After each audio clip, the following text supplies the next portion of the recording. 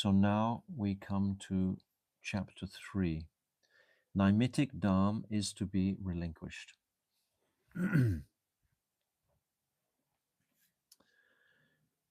One night, just after 10 o'clock, Sannyasi Maharaj sat chanting Harinam on the raised mound in a secluded part of his grove within Sri Godrum. Gazing northward, he saw the full moon had already risen, diffusing an uncommon luster throughout Sri Navadvip Mandal. Suddenly, a divine manifestation of nearby Sri Mayapur became visible before his eyes. Sannyasi Maharaj exclaimed, "Oh, what an extraordinary vision! I am seeing a most astonishing and blissful holy place. Towering jeweled palaces, temples, and ornamented archways are illuminating the banks of the Jahnavi River by their glittering splendor.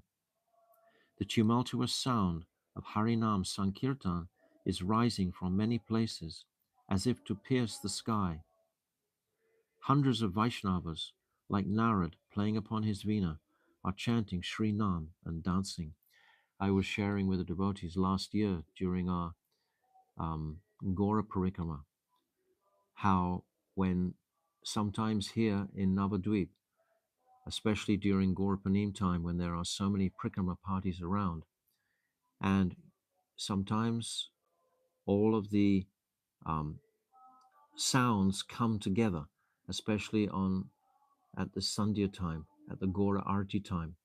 Sometimes maybe 7 or 8 different temples will all be chanting the Gora Arti simultaneously, and the sound vibration is really dramatic, and it makes us feel that it's almost piercing the sky with the sweetness and beauty and power of this holy name, this Harinam Sankirtan. So we can physically experience this um, sound vibration here in Goradam at times like this. And this gives great faith to the practicing sadhak that he can connect with Mahaprabhu, who is always so powerfully present here in the atmosphere of Navadvip Dham. And devotees should visit here regularly. Even if they can't stay here, they should visit regularly and taste and experience the mercy directly of Mahaprabhu in Gordam. So Sannyasi Thakur, he's having a transcendental vision of this, a spurti of this, and he's seeing the beautiful temples and hearing the Vaishnavas dancing and singing, etc. So Bhaktivinoda Thakur, as we all know, is a most mystical personality himself. He's revealed in many of his writings these mystical visions to give encouragement to the devotees that yes, these visions are um, accessible, and sometimes this type of mercy can be bestowed by Krishna directly, that we'll see something and we will have a feeling that this is, yes, from another realm, from the transcendental realm. And this will increase our faith in the apricot realm, in the transcendental realm, therefore diminish our putting so much emphasis and importance on this material world, and we'll more easily become liberated from this material condition, which is exactly what's going to happen to Sannyasi Thakur. By having this revelation, he's going to become liberated from, first of all, his dress as a sannyasi and his whole consciousness of being a Brahmagyani devout follower.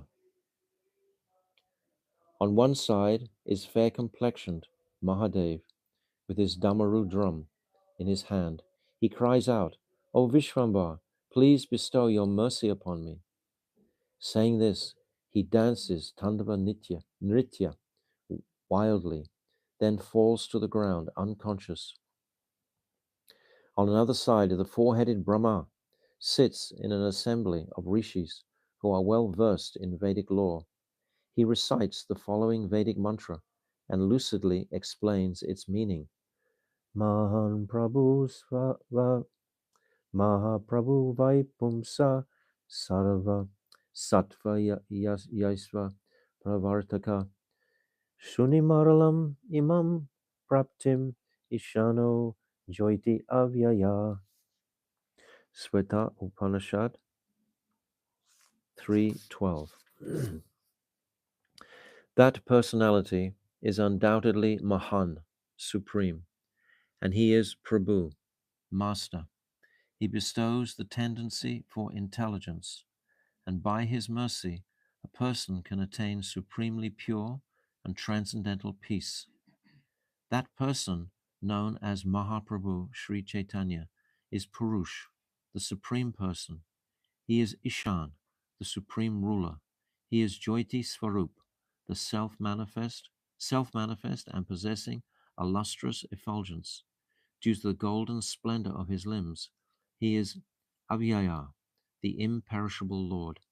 So Lord Brahma, he's discussing the beauties of Mahaprabhu in reference to the Vedic Shastra, to the Vedic descriptions of Mahaprabhu, and how much can we spend our time and life discussing the beauty and speciality of Mahaprabhu. Mahaprabhu's glories are endless. Elsewhere, Indra and other devas are leaping in ecstasy, crying, Jai Prabhu, Gaurachandra, Jai Nityananda. The birds sitting on the branches of the trees are calling out, Gaura, Nitai. Large black bees are humming everywhere in the flower gardens, intoxicated by drinking Gaura Nam Ras, the liquid essence of the holy name of Gaura. Prakriti Devi, the goddess of nature, is maddened with Gaura Ras and diffusing her magnificent radiance everywhere. This is one. Excuse me. This is wonderful. I have seen Sri Mayapur in broad daylight many times, but I've never beheld anything like this before. What am I seeing? How astonishing. Sannyasi Thakur is really developing so quickly his Krishna consciousness. As Bhaktivinoda Thakur, he's crafting this text to reveal that the process can work so quickly if we take it really seriously, if we become detached from this material world and take the precepts very seriously. Remembering his Gurudev, Sannyasi Maharaj said, O Prabhu, now I can understand that you have bestowed your mercy upon me today by granting me a vision of the transcendental, aprakrit aspect of Mayapur. From today onwards, I shall call myself a follower of Sri Gaurachandra. I see that everyone in this divine land of Navadvip wears a necklace of tulsi beads, tilak on his forehead, and the letters of Sri Nam stamped on his body. I shall also do the same. So this is a whole transition Bhaktivinoda Thakur is sharing with us. Saying this is the effect that the philosophy, that transcendental knowledge can have on our very being, that a whole transition will take place in our lives completely, and we'll just embrace this process fully, 100%, leaving behind our previous years of material involvement. Just in a moment, this can happen when a vision is bestowed of this nature.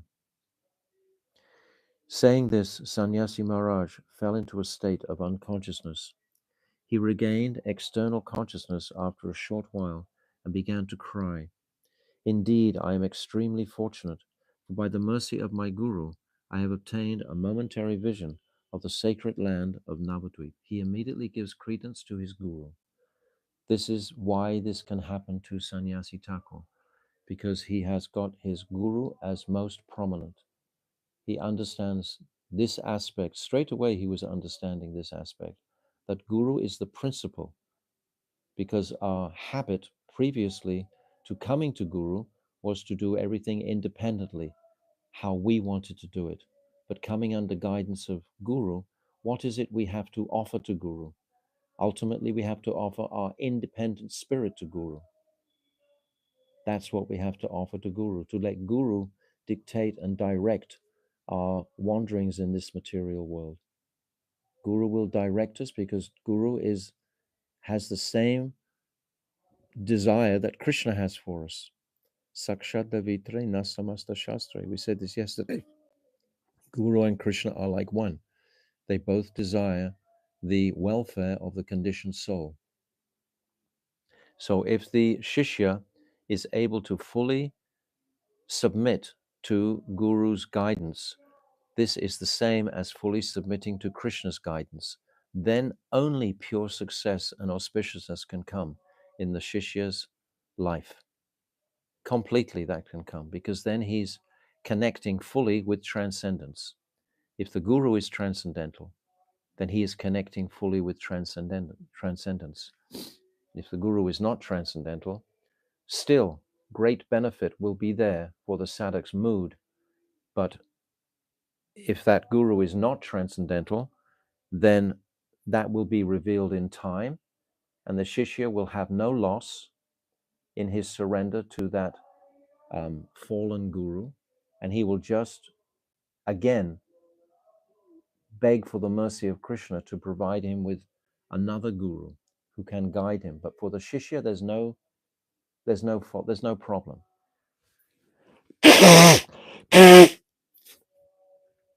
Nothing has been lost, because the sentiment of that surrender, that submissiveness by the Shishya to Guru, is what is going to count with the Supreme Lord. The next morning, he threw his Ekadanda staff into the river. Then, decorating his neck with a threefold stranded necklace of tulsi beads and his forehead with the Urdav Pundra Tilak mark, he chanted Hari Hari and began to dance. Many times devotees inquire, what is this Urdav Pundra Tilak? It's just the same tilak that we wear, that is given its full title here. That's all. You can look these words up in the glossary at the back. When the Vaishnavas of Godharam saw Sannyasi Maharaj's extraordinary mood and new appearance, they offered him prostrated obeisances, saying, You are blessed, you are blessed. He became somewhat embarrassed at this and said, Oh, I have accepted this Vaishnava dress to become an object of the Vaishnava's mercy. But now I have met with another obstacle. I have heard the following statement many times from Gurudev's mouth. Trinadapi sunichena, tarodapi suhishana, amanina manadena, kirtanya sadahari. This is from Shikshastikam 3. Considering oneself to be more insignificant than a blade of grass, being more tolerant than a tree, and free from all desire for personal prestige, and offering all respect to others, one should constantly be absorbed in Harinam. So now Vaishnava Sannyasi Thakur has to really demonstrate the true quality of a Vaishnav Atar. This is the word for describing the quality, Vaishnav Atar, of a Vaishnava. He must embrace this verse deeply.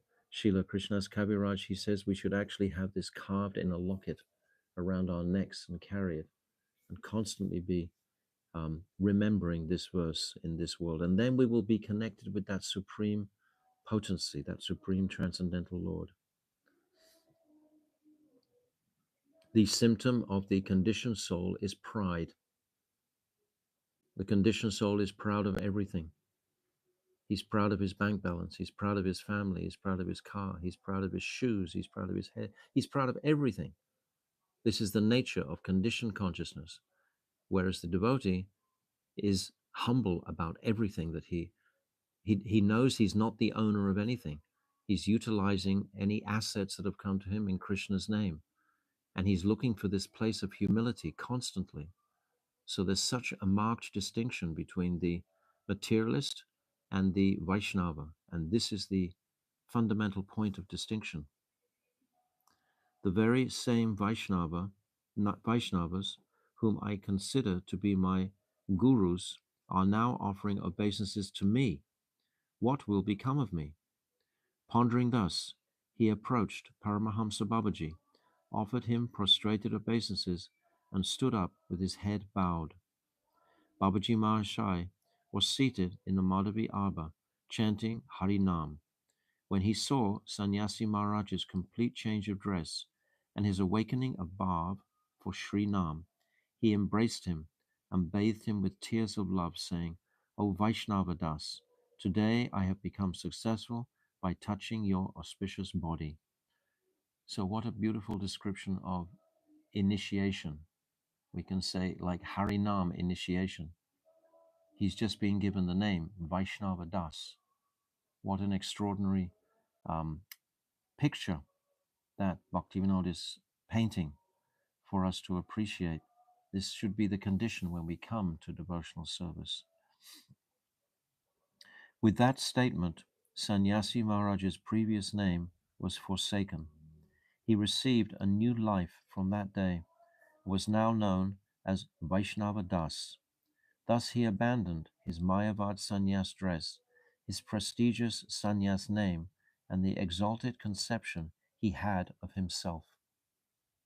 Very important, very profound. This is a beautiful description that Bhaktivinoda Thakur is giving us today. That afternoon, many Vaishnavas came to Sri Pradumna Kunj from Sri Godram and Sri Madhyadweep to see Paramahamsa Babaji. They all sat surrounding him.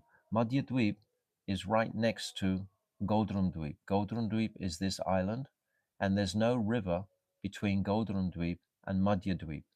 There's Simanta Dweep in the north east of Godram, and then there's Godram, and then there's Madhyadweep.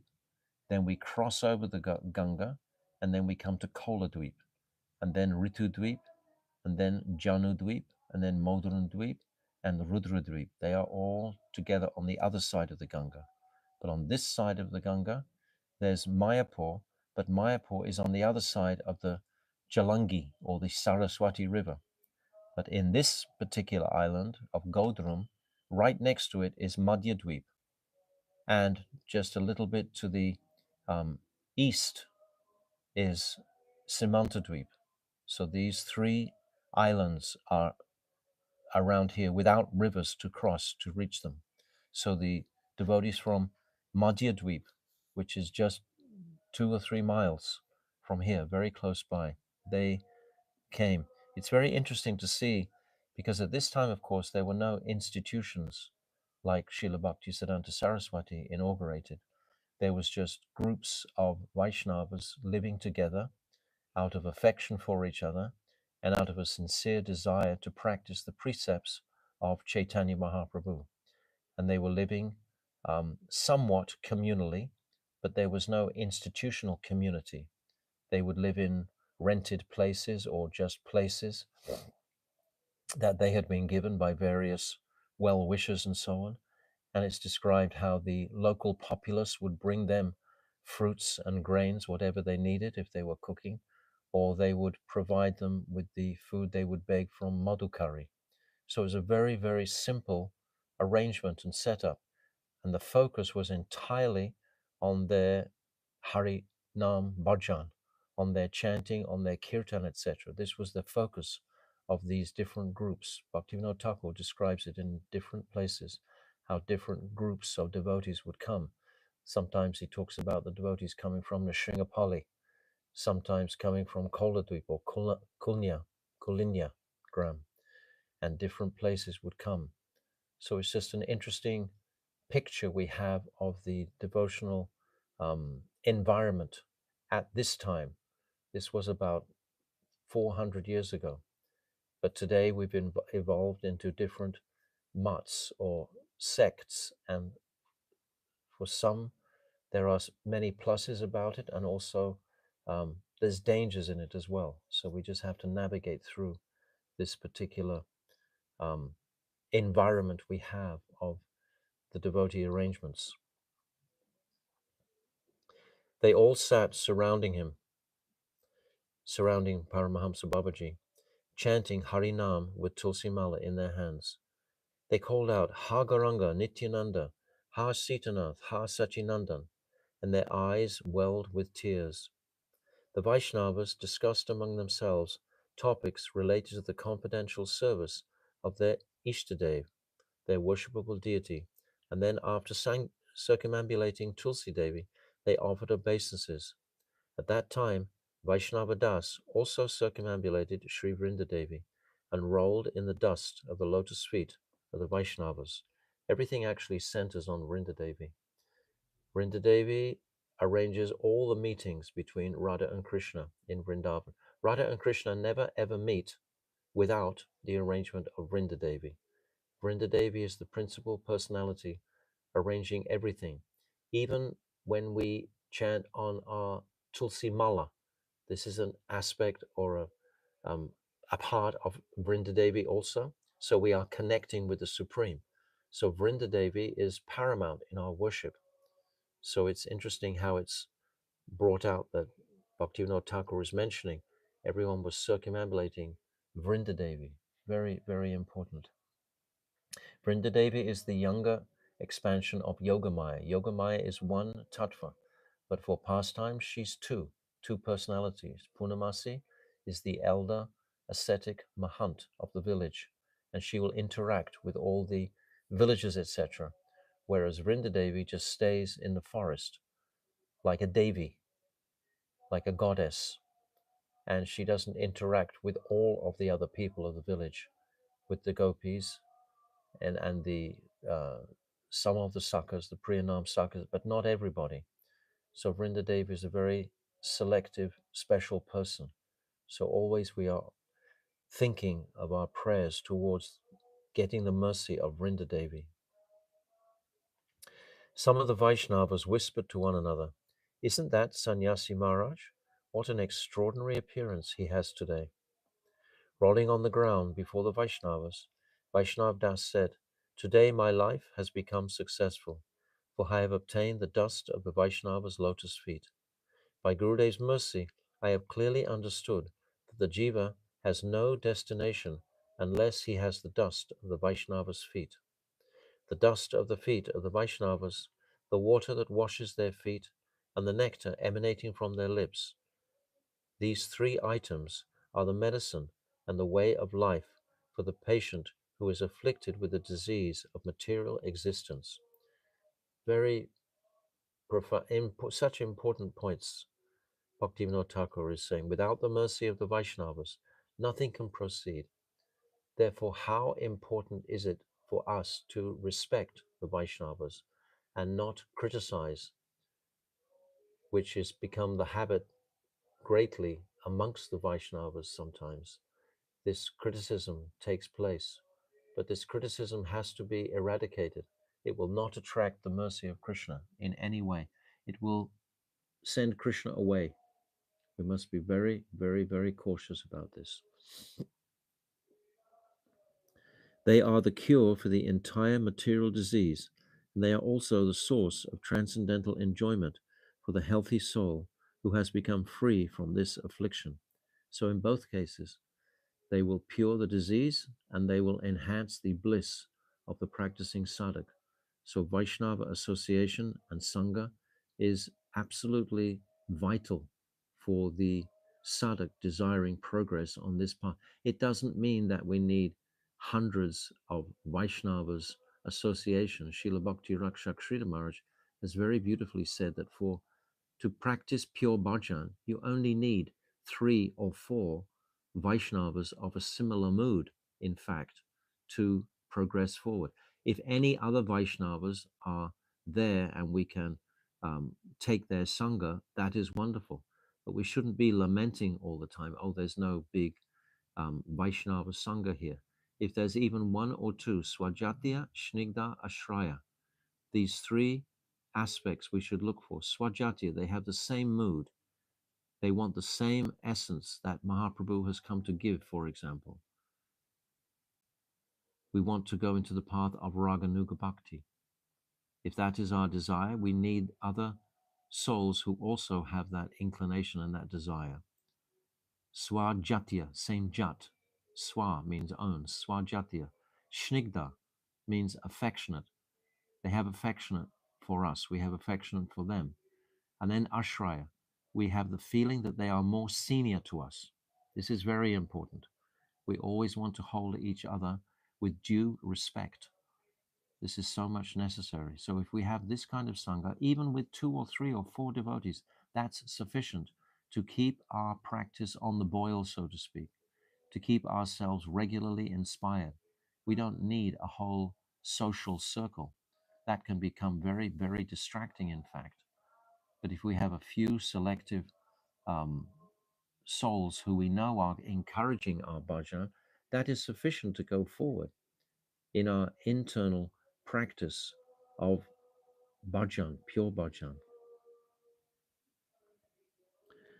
Now Sannyasi Thakur, Vaishnava Das now is going to speak. O Vaishnavas, please do not think that I am trying to show off my scholarship. My heart has now become free from all such egoism. I took birth in a high Brahmin family, studied all the Shastras, and entered the sannyas ashram, which is the 4th stage of the social order.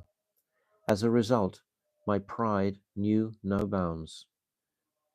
He's enunciated everything. Very open-hearted, his plea to the Vaishnavas is. But when I became attracted to the Vaishnava principles, a seed of humility was sown in my heart. Gradually, through the mercy of all of you Vaishnavas, I've been able to cast off the vanity of my noble birth, the pride of my learning, and the arrogance of my social status. So appreciate all these points, just to drop our material social reputation when we come in front of the devotees.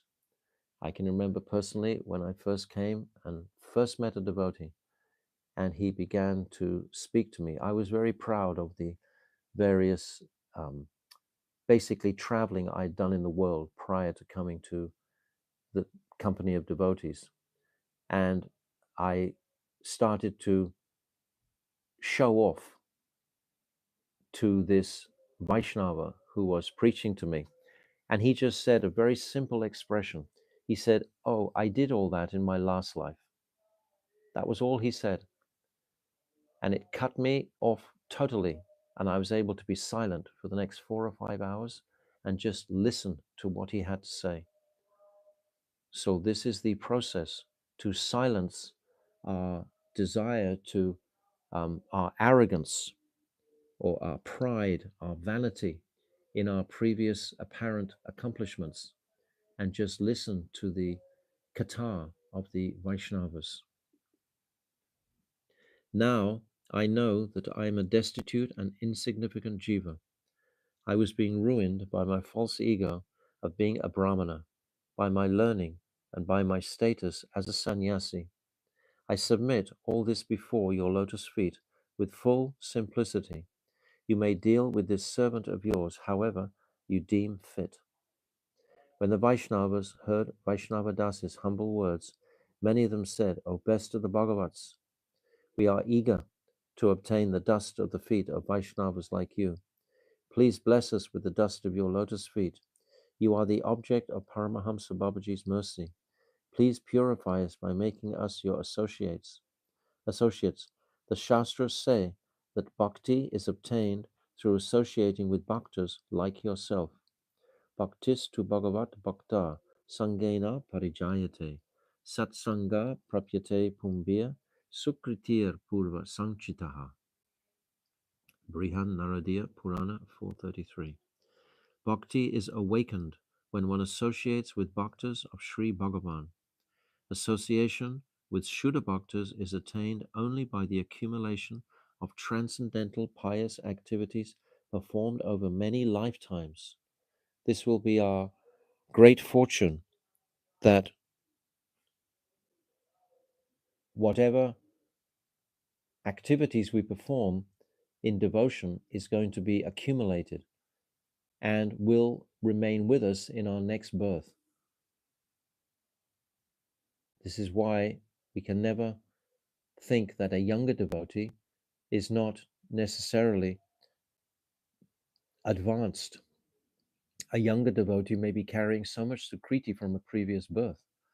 All devotees should be internally respected and honored, but certainly those devotees who have been practicing the path materially in this life for some time should be given more respect than the apparent junior devotees. My Gurudev was always very clear about this etiquette of respect.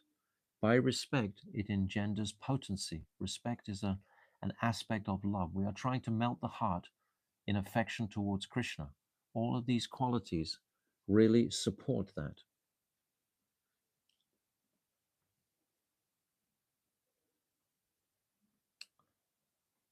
Bhakti is awakened when one associates with bhaktas of Sri Bhagavan. Associating with Shuddha bhaktas is attained only by the accumulation of transcendental pious activities performed over many lifetimes. We had accumulated a sufficient stock of pious activities which foster bhakti, bhakti proshaka sukriti, and that is how we have obtained your association. Now, by the strength of that association, we aspire for Hari Bhakti. When the Vaishnavas had concluded their exchanges of mutual respect and humility, this is the point that I'm um, perceiving in Bhaktivinoda Thakur's words. This point of mutual respect and humility are absolutely like our platform to move forward. We have to cultivate this because many of us are coming from very poor respect or lacking in respect places. We're coming from poverty stricken, proud homes, many of us. And how will we melt our hearts in this direction if we carry those um, negative traits from that previous lifestyle? They have to be purified. When the Vaishnavas had concluded their exchanges of mutual respect and humility, Vaishnavadas sat down on one side of the assembly, thereby enhancing its dignity. Harinam Mala looked brilliant in his hands. Interesting that Bhaktivinoda Thakur should comment on that. When you chant on your mala sufficiently, then it takes on almost a physical glow. And they were aware that Vaishnava Das was taking his Harinam Mala practice very seriously.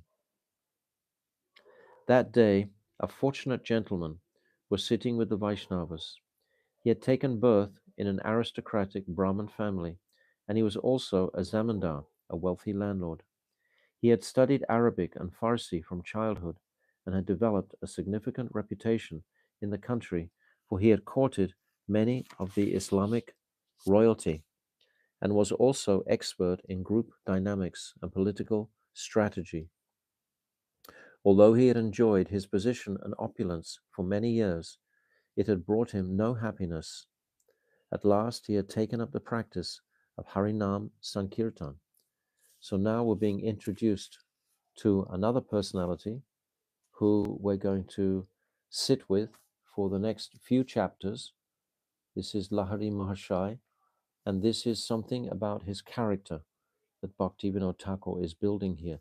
It's the antithesis of what Vaishnava Das has just been through. So see the links between these personalities. First there's Prem Das Babaji, and then we have Sannyasi Thakur becomes purified. Now we're going to see that Sannyasi Thakur as Vaishnava Das, and he's going to be called Vaishnava Das Babaji, he will influence this person, Lahari Mahashai, and Lahari Mahashai is going to influence his son, Shambhu, and Devadrita, I think his name is, Devadatta. He's going to influence him later on in the later chapters. So it's a continuing line. This current is coming through the various Vaishnavas. In his childhood, the gentleman had been trained in Indian classical music by some of the most prestigious music masters of Delhi. Because of that training, he had become strong enough to put himself forward as the lead singer during the performances of Harinam Sankirtan. The Vaishnavas did not like his polished classical style of singing, for he would show off some of his musical artistry during Sankirtan, and then look expectantly at others' faces for recognition. He continued to lead kirtans for many days, and gradually he began to experience some pleasure in Sankirtan. After some time, he came to Sri Godram in order to join the kirtan programs of the Navadvip Vaishnavas, and he took up residence in the ashram of a Vaishnava there. On this particular day, accompanied by that Vaishnava, he had come to Pradumna Kunj and was sitting in that Malati Madhavi grove. When he saw the Vaishnavas' humble behavior towards each other and heard Vaishnava Das's words, many doubts arose in his mind. Being a skillful orator, he audaciously raised the following inquiry before the assembly of Vaishnavas. The Manusmriti and other Dharma Shastras state that the Brahman caste is the highest caste. According to these Shastras, religious rites such as Sandhya Vandanam, the chanting of the Vedic mantras such as Brahma Gayatri at dawn, noon, and sunset, are considered to be Nitya Karma, eternal duties for the Brahmanas. If these activities are obligatory, why is Vaishnava behavior opposed to them? So, this is the question that is going to take up the rest of the chapter. So, try to appreciate this question. Many smarta Brahmins today, they consider this to be the truth, that because I am born a Brahmana, because I practice the Gayatri mantras 3 times a day, etc., that I am considering myself more worthy of respect. But Lahari Mahashai had just seen the behavior of the Vaishnavas, so his pride had already been punctured to some degree. So now it's described as audaciously, because the Vaishnavas only want to talk about Krishna, but he's asking this question like a challenge way. It's like a challenging question. Why do the Vaishnavas only, are they disrespecting the Brahman caste? So this question is very prevalent, especially in Bharatvarsh, especially in India. The Brahmins believe that they have their superior birth, they expect respect.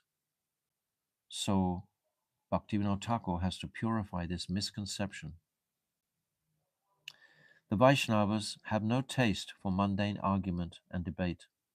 If the question had been put by an argumentative Brahmana, they would not have replied for fear of becoming embroiled in a battle of words. However, since they saw that the present questioner regularly sang Harinam, they all said, "We will be most happy if Paramahamsa Babaji Mahashai answers your question." On hearing the order of the Vaishnavas, Paramahamsa Babaji Mahashai offered obeisances and said, "O great souls, if you so desire, the respected Bhakta Sri Vaishnava Das will answer this question in full." All the Vaishnavas consented to this proposal. So I think we'll stop there today and continue with the exceptional answer that Vaishnava Das is going to give to this question. But try to understand the question very clearly. I'm just going to repeat the question one more time for us to consider in the next, because we won't be meeting tomorrow. We'll meet again on Monday. So the question, the Manusmriti and other Dharma Shastras state that the Brahman caste is the highest caste. So this is Shastra is saying specifically the Brahman caste is the highest. Lahari Mahashai is a Brahmana. He wants to maintain his status. He doesn't want to give up his material status. According to these Shastras, religious rites such as Sandhya Vandana, the chanting of the Vedic mantras such as Brahma Gayatri at dawn, noon, and sunset, are considered to be Nitya Karma, eternal duties for the Brahmanas. In other words, the Brahmanas, they have this wealth, this treasure that they can practice, which is not what the general mass of people have. If these activities are obligatory, why is Vaishnava behavior opposed to them? So he's considering that because Sannyasi Thakur has just said that he's left all his prestigious mood of um, learning, etc., his pride in my learning, cast off my vanity of my noble birth. Lahari Mahashai was pricked at this. He's cast off the idea that he was a Brahmin by birth. He's not carrying that anymore. Understand all of these um, aspects of our apparent material reputation have to be purified down to the very core. So Mahashai, Lahiri Mahashai, is giving the question where these can be, this aspect of reputation can be purified. For the devotee living in the Western world, we don't have to face this problem. Nevertheless, we have other um, difficulties with our pride that we have to face. So this is very, very educational. So on Monday, we'll churn over the answer to this beautiful question. Jai Vedama ki jai, Srila Bhakti Vinod Thakur ki jai, Gaura Premanandi, Hari Hari Bol.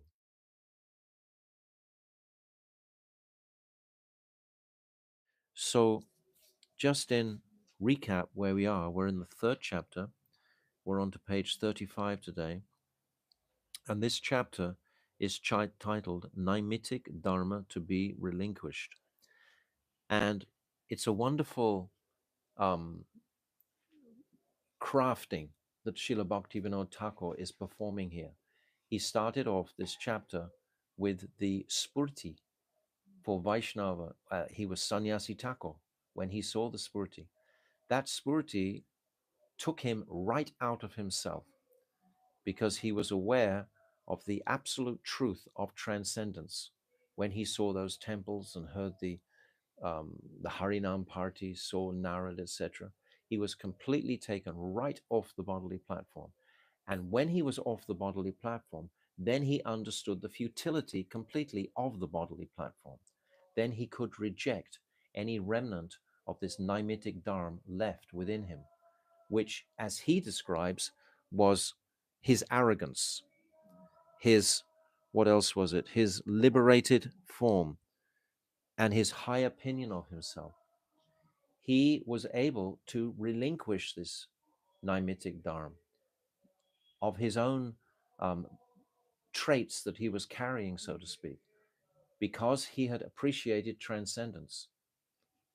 So with that ivichrata, we've just described it in the verse, that astonishing vision that he'd had was sufficient to take him right away from the bodily conception. And when he was sitting back sufficiently, then he could see the futility of anything connected with this material world and what is naimitic dharma. Then he was able to relinquish it.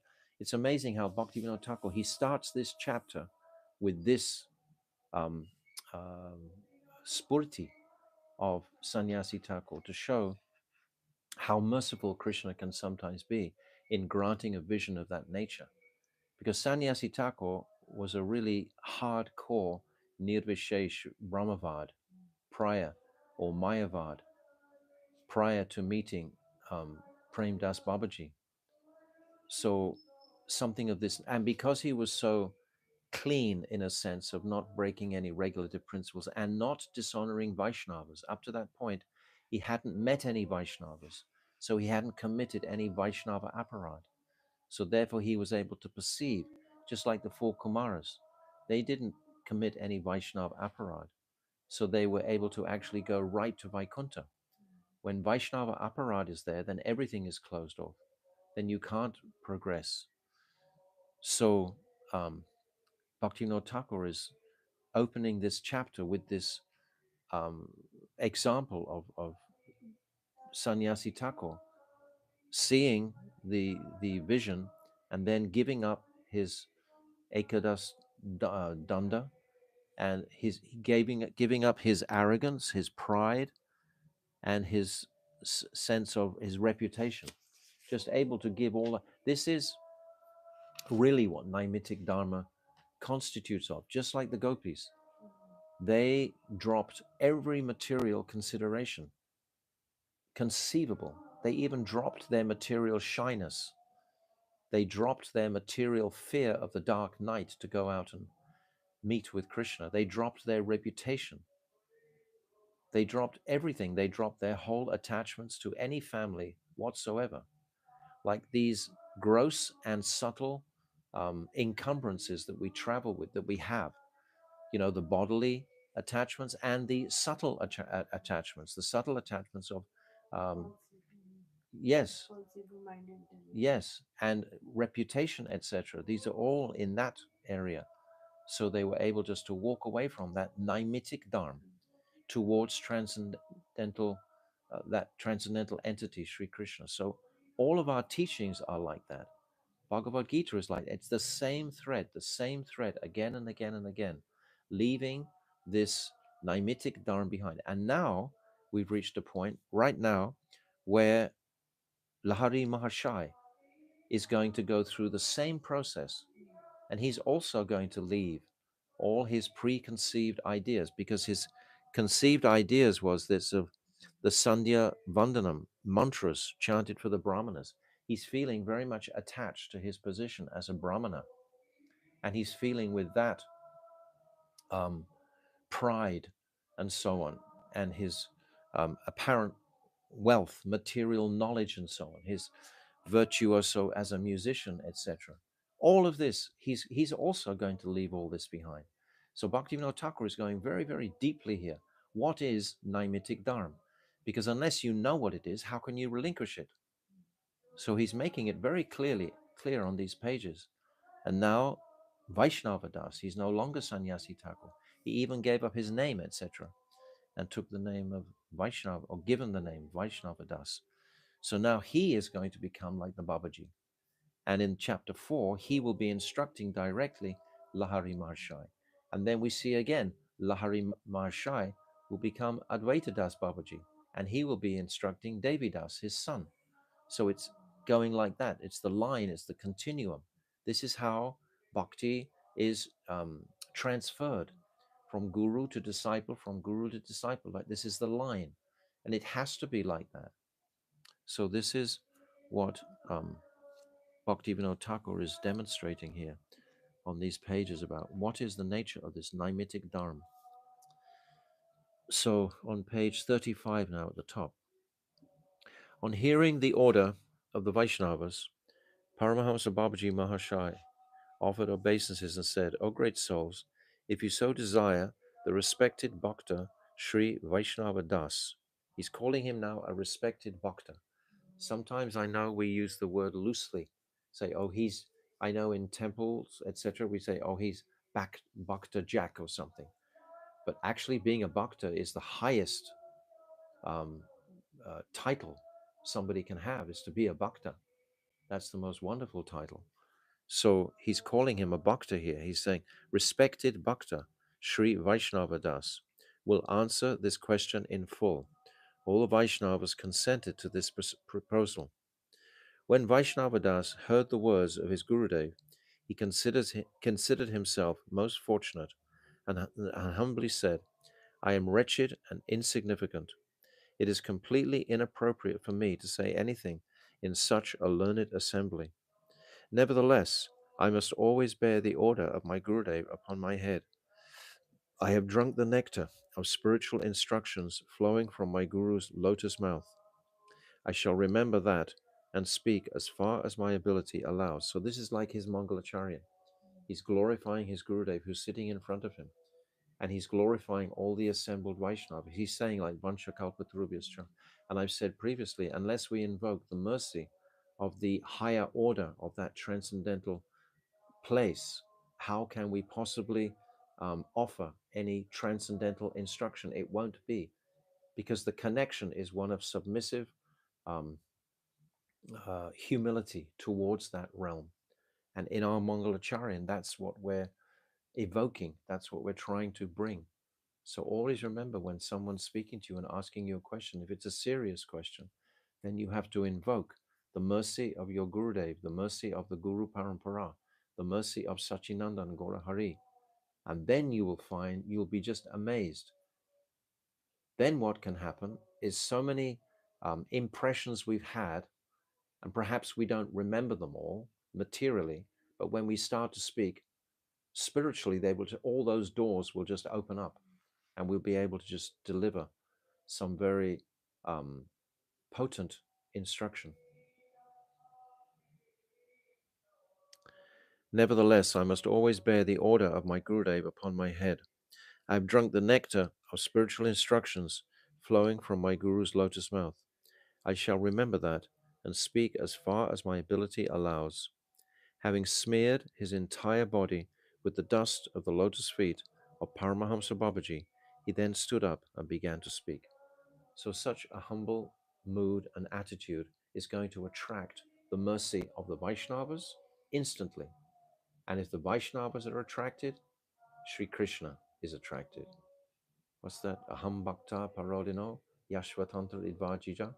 That Krishna himself is saying to Durvasa, I stay in that place where the bhaktas are. Yes. So now he starts to speak. Sri Krishna Chaitanya is the source of all different types of expansions and avatars. So we start at the top. He is directly Bhagavan himself, full of transcendental bliss. So we get confident of where he's going. He's connecting with Mahaprabhu. The all-pervading, featureless Nirvishesh Brahm is the effulgence of his limbs, and Paramatma, who resides in the hearts of all jivas, is his partial expansion. May he be pleased to enlighten us from within. Manu Samhita and other Dharma Shastras are respected throughout the world because they establish the codes of prohibition that follow the line of thought of the Vedic Shruti Shastras. Human nature has two tendencies in regard to religious pursuit. So he's just touched on the prohibitions. That means, that indicates Vaidhi Bhakti. Vaidhi Bhakti, the sadhak is conditioned by the mood of fear because he doesn't want to break the prohibitions. These are the parameters that the Vaidhi Bhakta lives in. He has the prohibitions of Shastra, he takes very seriously. And he thinks if he transgresses them, then there's no way that he can actually attain any level of transcendental consciousness. So he's bounded by these prohibitions, but that means he's motivated by fear. It's a fearful state for the consciousness. This is how Vaidhi Bhakti is described. Whereas the opposite of Ragmarg, greed and enthusiastic mood, this is Lob. This is the generating influence of Ragmarg. It's quite different. Human nature has two tendencies in regard to religious pursuit. The first is called Vaidhi, the nature which impels one to follow the rules and regulations of Shastra, and the second is Raganuga, the nature which impels one to follow the soul's spontaneous attraction towards Krishna. So Bhaktivinoda Thakur is laying it on the line immediately. He's not going to run with an idea of just Vaidhi Bhakti as the principle, but straight away, just in this third chapter, he's delineating the distinction between the two. This is the first time he's done it so far. But this is going to continue all the way through because this is the gift of Mahaprabhu. Rag Mag Bhakti Loke, Korite Prachan. He's come to give the world Raganuga Bhakti. That's what he's come for. He hasn't come to give Vaidhi Bhakti. My Gurudev often says, Advaita Acharya, he could give this, but he doesn't. As long as the intelligence is under the control of Maya, human nature must be regulated by rules and prohibitions. Thus, in this condition, the Vaidhi nature will certainly be in effect. That means fear. Vidimag Rata Jane, Swadinata Ratna Dane, Rag Mag Karuna Pravesh. Bhaktivinoda Thakur is singing this in the Kalyana Kalpataru poems. This means that when the Vidhi marg has been followed carefully, then Krishna bestows the jewel of independence upon the jiva. The jiva is already independent, but that independent nature to want to serve Krishna in a completely liberated, loving way will wake up in the heart. When that wakes up in the heart, all support from the Guru Vargya will come and manifest and guide him very clearly. If it's a sincere desire to do that, if it's not deceitful, because sometimes we see this deceit where someone is trying to act on that platform, but they're not actually really on that platform. So human nature has everything, including plenty of deceit. As long as the intelligence is under the control of Maya, human nature must be regulated by rules and prohibitions. Thus, in this condition, the Vaidhi nature will certainly be in effect. When the intelligence is liberated from the bondage of Maya, however, human nature no longer needs to be governed by rules and prohibitions. Rather, it is prompted by spontaneous love. It's interesting, sometimes when we're on the road preaching and so on, we come to groups of people who are resolutely opposed to following rules and regulations. They're really fallen and they don't know the principles of bhakti, particularly. Like we call them hippies, right? People like that. And they think they've heard something about Krishna consciousness and they think, oh, we should just be liberated and do whatever we like and just run towards Krishna. But it's not guided by a deep Aishwarya mood of respect at core. In the bottom of the heart, that Aishwarya is vacant. And there's a simple example of that that I give in those circumstances, that they're arguing about why should we follow rules. So there's a mundane example of what is the most um, popular activity on the planet. And probably the most popular activity is football on the whole planet. In all different countries, they all have their football leagues and so on. But what would football be without the rules and regulations? There wouldn't be a game unless we had the rules and regulations. It would just be mayhem. So if ever you're speaking to people of this nature, like I'm describing, who just think they can just do anything in the name of spontaneous attraction, but they don't have any experience of following the rules, etc., they don't know what it is to be respectful about devotional practices, then you can offer this example. It's like if they don't have a referee to blow the whistle and you can only pass the ball in one direction, etc., and you have, so many rules and regulations on the field, and everyone knows them. So it's the same with Vaidhi Bhakti. There are these rules and regulations. They have to be there to train the conditioned soul in order to bring him to a qualified position where he can perform Raganuga Bhakti. At the same time, that Vaidhi Bhakti is not necessarily essential for one who has practiced in previous births. Sometimes a devotee will have deep sanskars of practicing Vaidhi Marg, so he can very quickly jump on the platform of Raganuga Bhakti. But we have to know what is Raganuga Bhakti clearly, and it's going to be described. In this condition, I just read that again. Rather, it is prompted by spontaneous love. That's Ragmark. In this condition, the Vaidhi tendency no longer remains, and the Raganuga tendency becomes manifest. This Rag Anuga tendency is the unadulterated nature of the jiva. This is our nature. It's not Vaidhi. Vaidhi is not the nature of the soul. The nature of the soul is Rag. It's not Vaidhi. We follow the Vaidhi as long as we are not attracted spontaneously to Krishna. When that spontaneous attraction begins to overpower the consciousness, then we simply, Srila Vishwanath Chakravarti Thakur describes, we run without even looking where we're going. We just, like the gopis, they just ran to the forest. They didn't even consider, their intelligence wasn't operating. They just knew that the love of their life was calling them, and they just ran to the forest.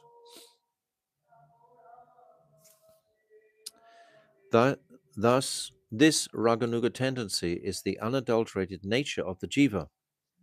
Every single sentence in this Jiva Dharma is just amazing. It's so thick with jewels. This Raganuga tendency is the unadulterated nature of the jiva. It is the perfected state of the self, swabhav siddhi. Swa means own, bhav means nature, and siddhi means perfected. Transcendental chinmoya, and free from bondage to dull matter, jada mukta. That means freed from those four purusarthas, dharma, artha, karma, moksha. Freed from this also. The pure spiritual jiva's relationship with the material world is completely terminated when Sri Krishna wills. It's by his will. Until this time, the jiva's relationship with the material world can only tend towards its eventual cessation. And this eventual cessation is called Shayanmukh. That's what Shayanmukh means. By the way, I have to remind everybody there is a beautiful glossary in the back. Please become familiar with using it. Words like Shayanmukh, etc., they're all in the glossary. If you want a deeper understanding of this, you can look in the glossary. Devotees sometimes they write and ask me questions, and I just tell them each time, look in the glossary first. Become familiar with this whole jewel that we have. It's like a diamond, and it has many facets to it. In the Shayanmukh stage, the jiva's intelligence, it attains freedom from matter to the extent of swarupata, jada mukta, but not to the extent of vastu jada mukti. So this vastu means when you leave your body. Vastu siddhi is when you no longer have the material body. This is at the time of death, we can say. But the swarupata that is mentioning here, this is when we're in our bodies, and it's like the siddhadeya can be realized through meditation. The vastu deha is realized on leaving this body. And again, please look in the glossary and find these terms and become very familiar with them so you're completely comfortable with the language, with the vocabulary here. When one attains the stage of Vastuta Jada Mukti, the Ragatmika Vritti, or mood of the Ragatmikas, is awakened in the pure Jiva, both in terms of his internal spiritual identity, Swarup, and constitutional state, Vastu. That means his Siddhadeya is awakened. His Siddhadeya is attracted to this path of Rag. And our path of Rag is to follow in the footsteps of the Ragatmikas. The Ragatmikas, Atma, are soaked in attraction and greed to please and satisfy the Lord exclusively. That is all that's in their being, is how to please the Lord with all my heart and soul, totally. So that is the nature of the Ragatmikas. And we are following the Ragatmikas, gopis in particular, Lalita, Vishaka, Champakalata, Chitra, Sungavidya, etc. This Ragatmika Prakriti is the nature of the eternal residence of Braj. The jiva, who in the Shayanmukh stage follows in the wake of the Ragatmika nature, is known as Rag Anuga. Anuga means to follow. We are following those Ragatmikas. I still getting questions about these terminologies. There's three, Rupanuga, Raganuga, and Ragatmika. We must become familiar completely with these terminologies. One who follows the way of Rag, that's a Raganuga. This condition of Raganuga should be ardently sought after by the jivas. So understand what's happening here. This is Vaishnava Das is addressing quite a conditioned soul in the form of Lahari Mahashai. He knows different languages, he's materially eloquent and so on like that, but still he doesn't know the depth of spiritual reality. He doesn't know this distinction between Vaidhi and Rag. So Vaishnava Das is explaining this in such a sublime manner, but in a very elevated way. He's explaining it very beautifully. As long as this condition, as long as this condition is absent, human intelligence remains spontaneously attached to mundane objects. Ha! Our spontaneity goes for material instead of towards Krishna. Is it true? Is it true? It's a fact. We're attracted there. Why? I've said many times, because by nature, the jiva wants to enjoy. The jiva has to enjoy. It's his nature to enjoy. Anandam buddhi, what's that? Ananda sat. The nature of the jiva is to, and if he's not enjoying the spiritual practice, he will look for pleasure in the material realm. That's the nature. Due to one's nishag, the false acquired nature, the bewildered jiva mistakenly considers attachment for mundane objects to be his natural spiritual attachment, svabhavika anurag. So we've already discussed this beautiful word nishag in relationship to the ice. So this is an incredible visual appreciation of this word, nishag, my acquired nature, because I've been associating with matter since time immemorial. Whenever I made that decision in the Brahmajyoti from that Tatashta place, I made that decision from that point of time. I've been associating with matter in all different ways, in different bodies, etc. So the impressions are so thick and so deep to make me think that I am this body, but they go away very quickly when one takes to transcendental knowledge, because it's so powerful. It's like the holy name can cut through these misconceptions just practically in a moment sometimes. Due to one's nishag, the false acquired nature, the bewildered jiva mistakenly considers attachment for mundane objects to be his natural spiritual attachment, svabhavika anurag. At that time, one's natural pure attachment for spiritual objects is not present. So he's perhaps practicing, trying to attain subtle pleasures or gross pleasures in the name of spiritual practice, like yogic practices, Astanga yoga, etc. Performing these sorts of things, thinking, "Oh, this is spiritual." All he's doing is bodily feeling bodily good. Shantaras. Huh? Shantaras. Shantaras, yes, it's there, yes. The misconception of I and mine are two types of egoism whose influence is very prominent in the mundane sphere, and which leads one to think, I am this body, and all things relating to this body are mine. So Vaishnavadas is speaking to Laharidis. He's trying to puncture his false ego, which has already been described. He's leading the kirtans, and he's looking at the devotees expectantly for some praise or some glory. This is what was described before. So his false ego has to be purified. So Vaishnavadas is doing this very beautifully.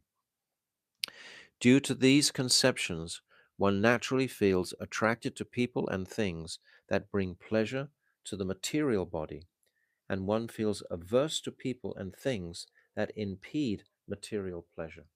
What do we see most common in between husband and wife nowadays, in the Western world in particular, is divorce. It's something like 85% of all marriages go into divorce, even more than this actually. Because once one of the partners stops satisfying the other partner, because they were only in the marriage for their own pleasure, they're so addicted to the material pleasures.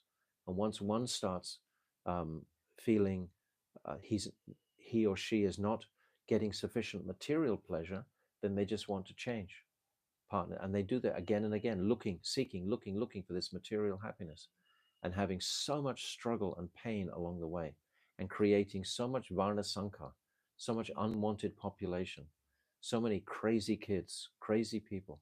The world, we know, this is the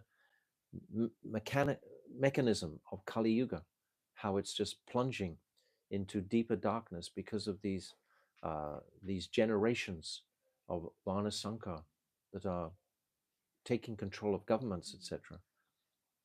We had um, a survey one time when I was in Australia of our Gurukul.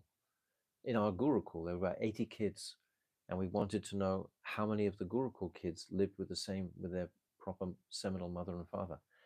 And it worked out there was about 10% actually lived with their proper mother and father. So it's not just amongst the full-on materialists; it's also in the devotional.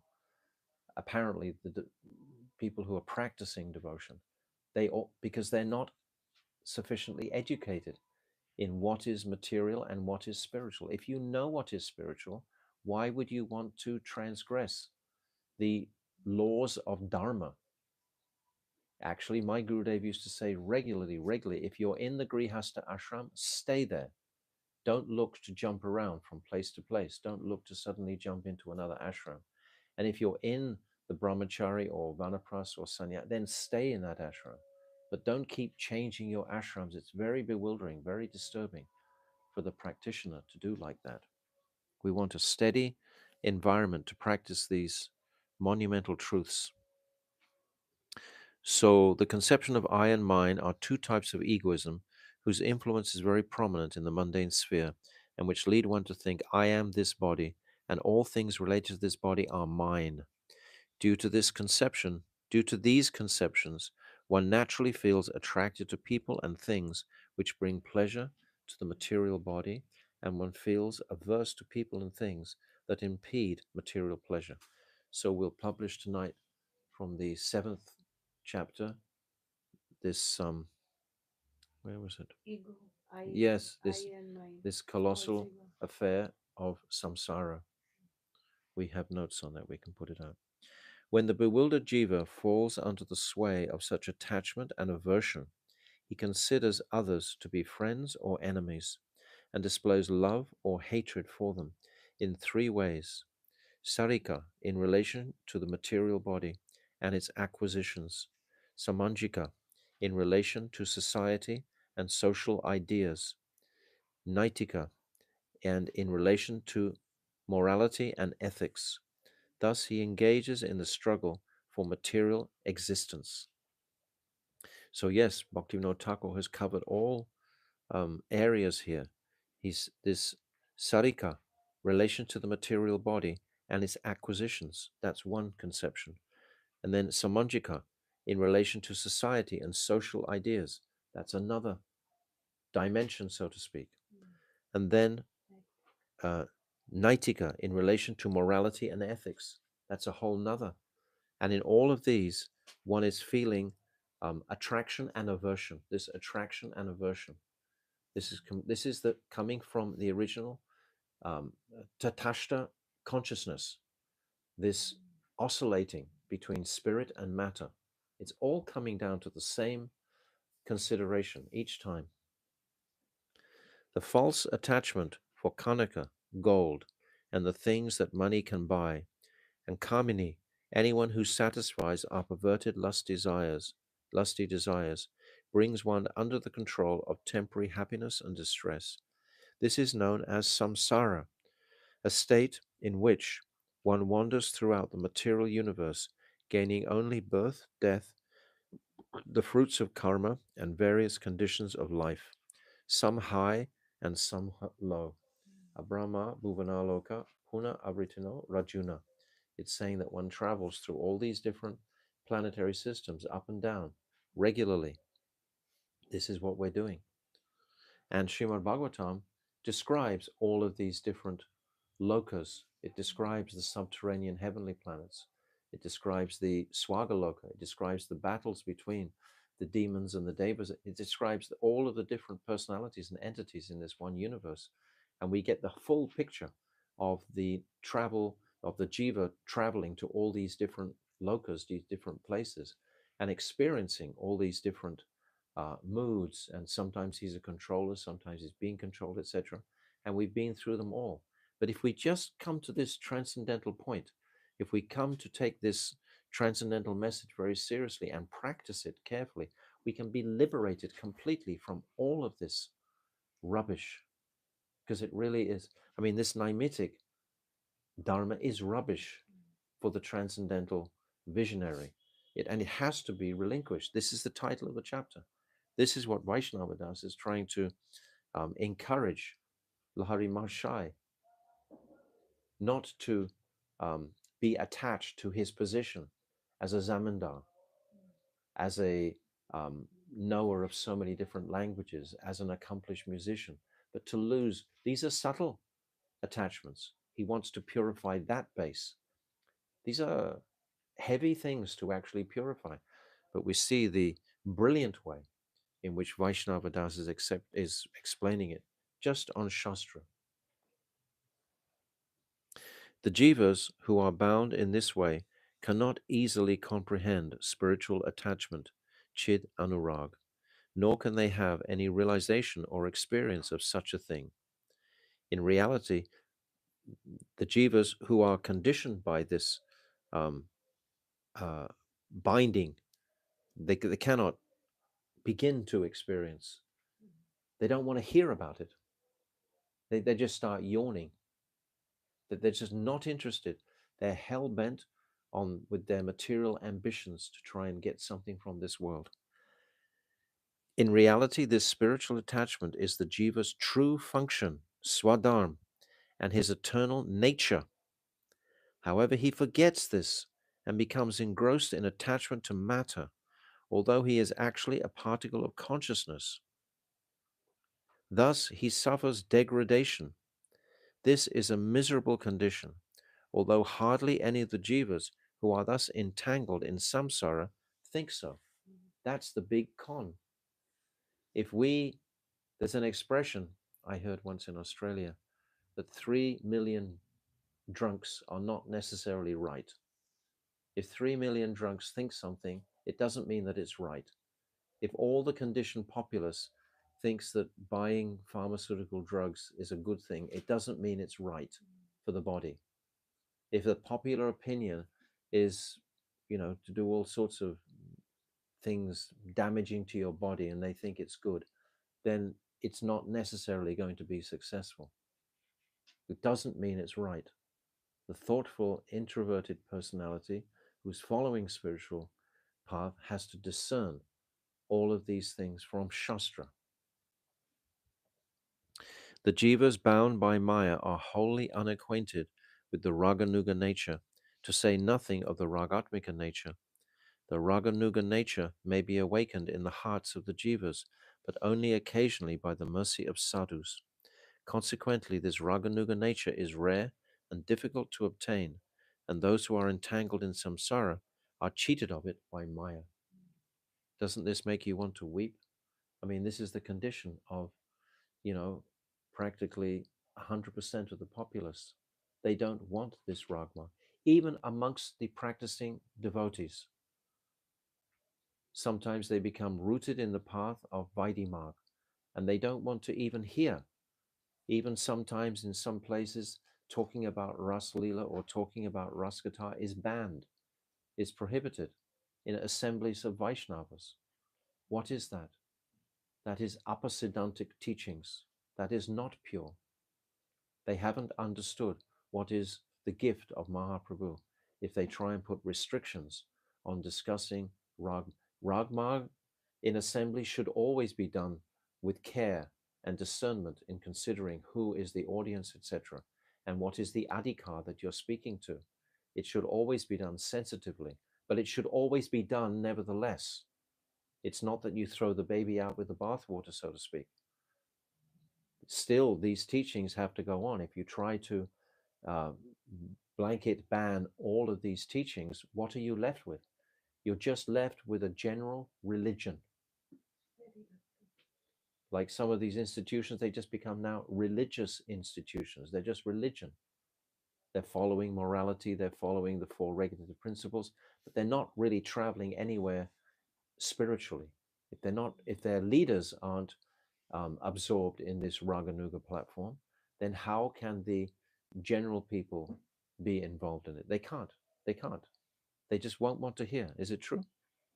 Is it true what I'm saying? You're doubtful? You're doubtful?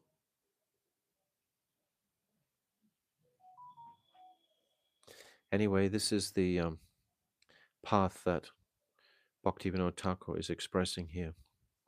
I'll just read one more paragraph. Bhagavan, however, is all-knowing and merciful. He saw that the jivas who are bound by Maya have been cheated of their spiritual inclination. Cheated. Now, how will they attain good fortune? By what means can remembrance of Krishna be aroused in the hearts of the jivas who are enthralled by Maya? By the association of sadhus, the jivas will be able to understand that they are servants of Krishna. Yet because there is no prescribed injunction that one must associate with sadhus, where is there even a hope that sadhu sangha, the association of saintly devotees, may be possible or easily attainable for all? Consequently, there can be no auspiciousness for people in general without the path of rules and regulations, Vaidhi-marg. Therefore, one has to adhere to the path initially of Vaidhi-marg. But he should be in his heart hoping for the mercy of that realized sadhu, that pure Rasik Vaishnava, who can give the direction of Ragmarg. So we'll continue tomorrow. Very powerful teachings. Jai Vedama ki jai, Srila Bhaktivinoda Thakur ki jai, Ananta Kota Vaishnava Vrinda ki jai, Gaur Premanande Hari Bol.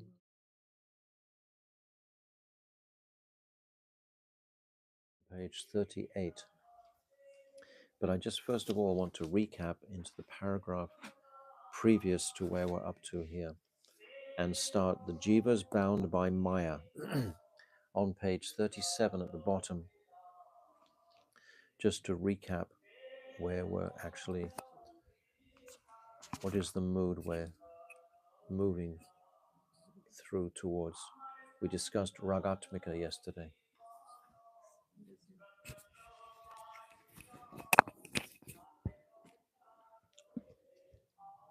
Okay, I'm reading from the bottom of page 37. The jivas bound by Maya are wholly unacquainted with the Raganuga nature, to say nothing of the Ragatmika nature. Just take a man on the street. He couldn't begin to think of the nature of the meaning of Raganuga. It's absolutely, totally as foreign as could possibly be. Their only focus is karma at max. The Raganuga nature may be awakened in the hearts of jivas, but only occasionally by the mercy of sadhus. Even the sadhu will come, the sadhu will speak these truths, but even how many will listen? We have in all the religious and spiritual histories that we know, how many sadhus have been fully embraced by the whole populace? Practically none, not even Chaitanya Mahaprabhu.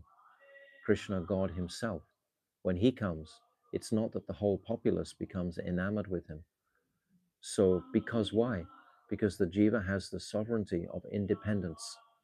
And with this independent mood, because without that independence, how can you possibly genuinely love the Lord unless you make the decision yourself to come to Krishna? It can't be coerced. That part of the heart is very soft, delicate, fragrant, and sensitive, and it can't be coerced. It can only be inspired. And that's the nature of all our practices. At a certain point, we stop just following like the rules and regulations out of fear. And hopefully this rag will be inspired where it's more inspirational than simply like in the army, more or less. You're following the rules and regulations out of fear. But that rules and regulations is very healthy to become acquainted with the path. The rishis and sages, they've given us these rules and regulations. We'll discuss, this will be coming up. Consequently, this Raganuga nature is rare and difficult to obtain, and those who are entangled in samsara are cheated of it by Maya. Many tricks along the way to distract us from this path. Even when we meet the sadhu, we can still become distracted and frustrated and think it's not happening fast enough. Srila Bhakti Siddhanta Saraswati, I said many times, he gave these three um, um, measures, we can say, that are needed to be fully embraced by the sadhak. And the first is patience. This is not going to happen overnight. I must be patient with myself. I must be patient with the journey. We're talking about crossing the entire material consciousness and coming to the spiritual place. It's not going to happen even in one lifetime, perhaps not two or even three, maybe four or five. Bhaktivedanta Swami Prabhupada, again, he was so encouraging. He said, yes, it can happen now. Yes, it can happen now to a certain degree, but the realization of my relationship in the transcendental world is going to take time. Why?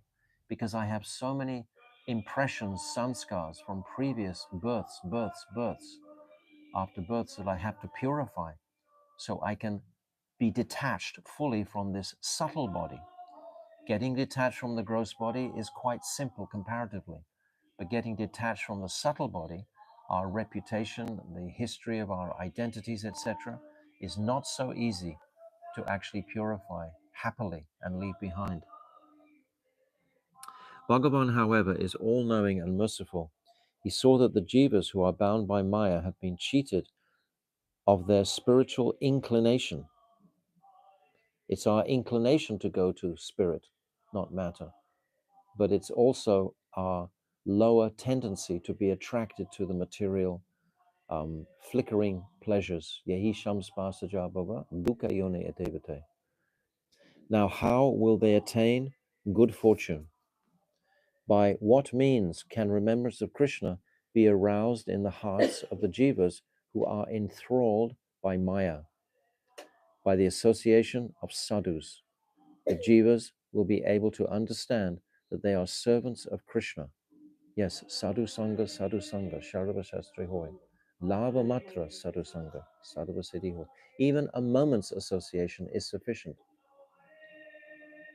Yet, because there is no prescribed injunction that one must associate with sadhus, where is there even a hope that sadhu sangha, the association of saintly devotees, may be possible or easily attainable for all?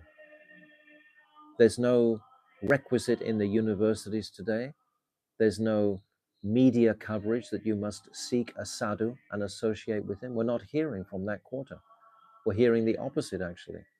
So it's not easy for the conditioned soul to come to this path. It's covered. Consequently, there can be no auspiciousness for people in general without the path of rules and regulations, vidimag. Yes, this path of rules and regulations must be there to start to train the conditioned soul to have full respect and regard for the Lord. Unless that respect is a form of love, but it's respect is a form of love with Aishwarya. But that must be there, like I've just described, our limited history coming through Srila Bhaktivedanta Swami Prabhupada and coming to Gurudev. That was very much Aishwarya with Bhaktivedanta Swami Prabhupada. And that was so necessary, that vidhi, those rules. But there should come a time when that should be purified and relieved of and left behind.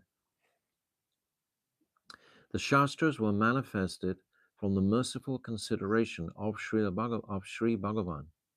Issuing forth by his mercy, the sun of the Shastra arose in the sky of the hearts of the ancient Aryan rishis and illuminated all the injunctions and rules to be followed by the populace. If we look at any rule or any injunction, initially we might think it's an imposition and difficult to follow various rules, like, for example, rising at 4 o'clock in the morning or 4:30 in the morning and sitting for 1 or 2 or 3 or 4 hours vibrating Hare Krishna mantra might feel, and being very careful about offering our bhoga that we take each day. So many things might feel like a burden or an imposition.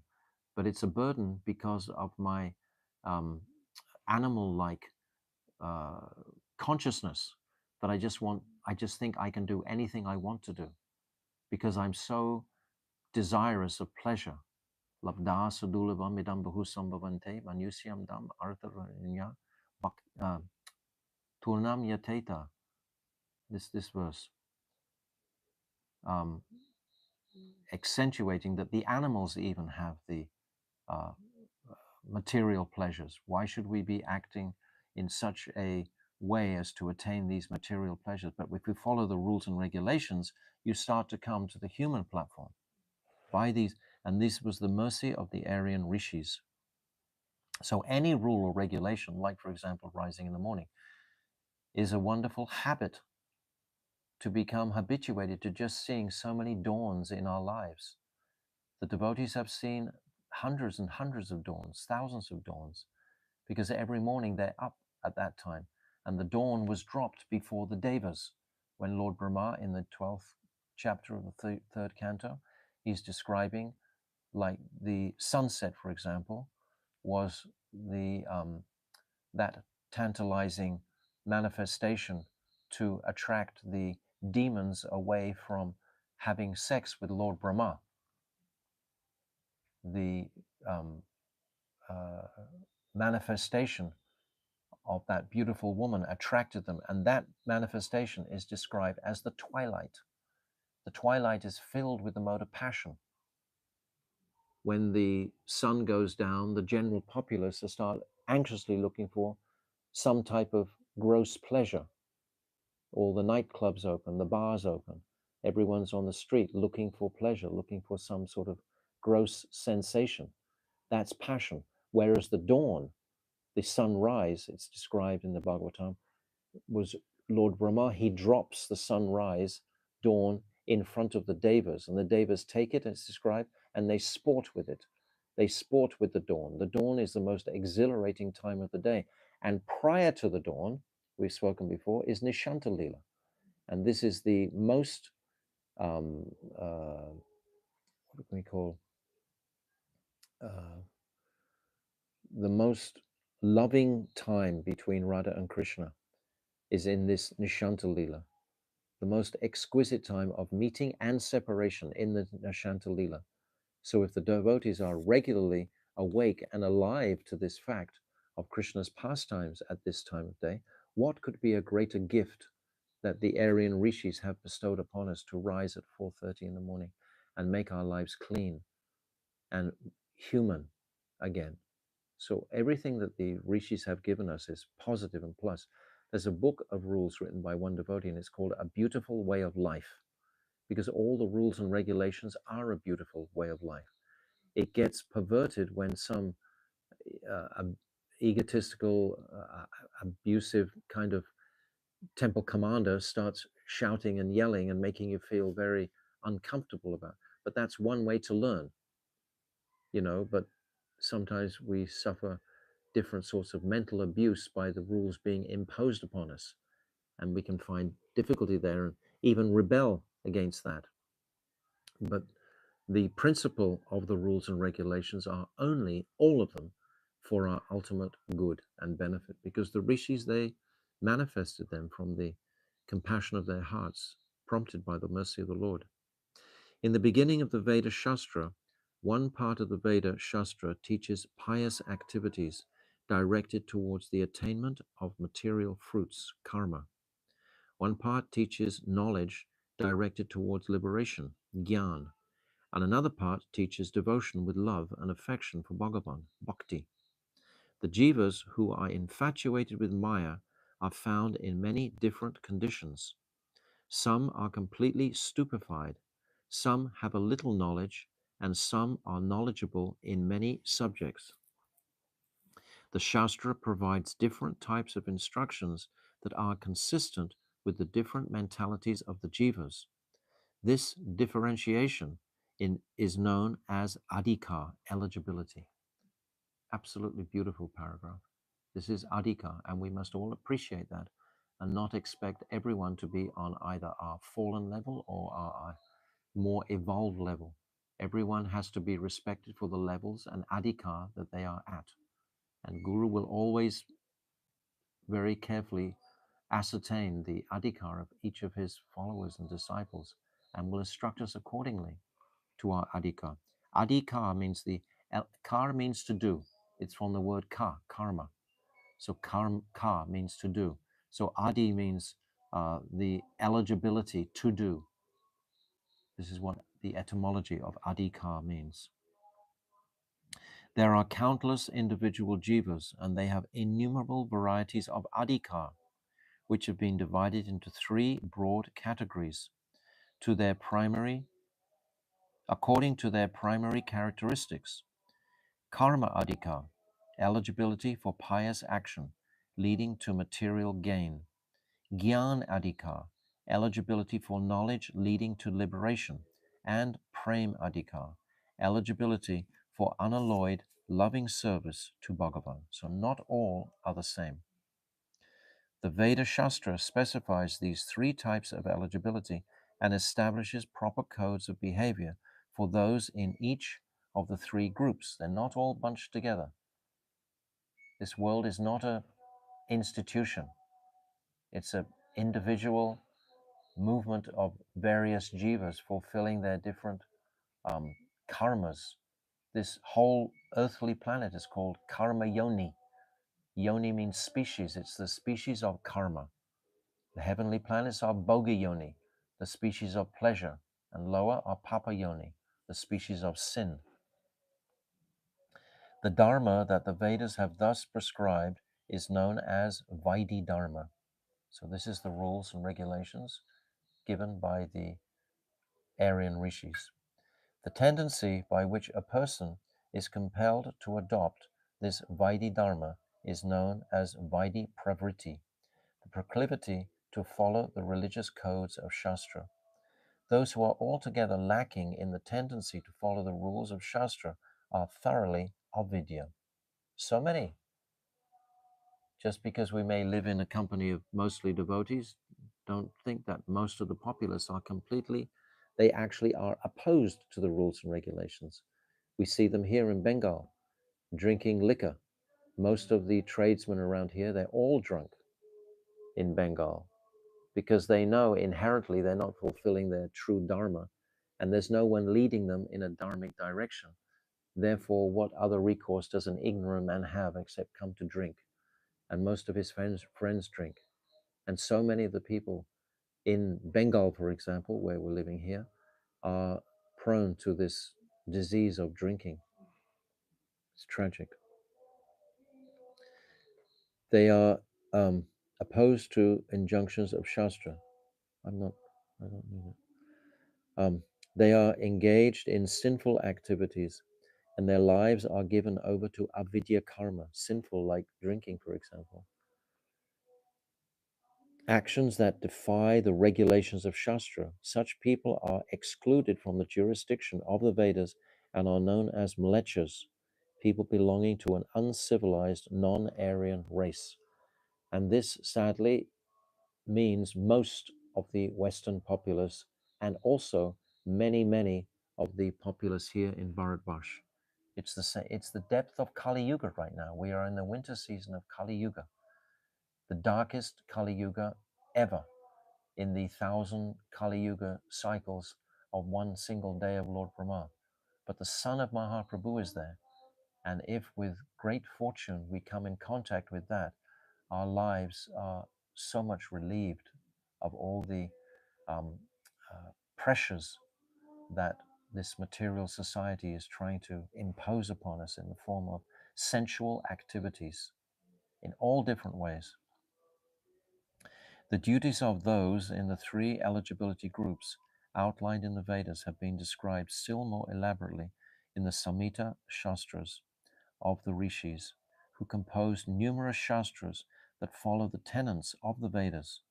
The duties of those eligible for karma are described in 20 Dharma Shastras, compiled by Manu and other Pandits. Those conversant with the different philosophical systems described the function of those eligible for Gyan. Sorry, I didn't read that from. those conversant with the different philosophical systems described the function of those eligible for Gyan. Describe, it should be, I think. Describe the function of those eligible for Gyan in the Shastras, dealing with logic and philosophy. So two types of Shastra here. And finally, the instructions and activities for people eligible for bhakti have been determined by those who are learned in the Puranas and pure Tantras. All these literatures are known as Vedic because they are in keeping with the Veda. In the life of Srila Bhaktivinoda Thakur, in his journey, when he was covered by Yogamaya initially, in his early years, his journey coming to the Chaitanya Charitamrita is described when he was very much, first of all, in his youth, influenced by the Bible, by Christianity and the views there, and then Islam even, and looking at all these different philosophies and religions. So there's a gradation here. And eventually he begins to embrace the Tamasic Vedic Shastras, and then gradually comes to the Rajasic Shastras, and then eventually comes to the Sattvika Shastras. And he's describing these in chapter 13. He describes these different Shastras, which they are exactly, which Upanishads, etc., are in Tamagun, which Upanishads are in Sattvagun, because they're not all the same.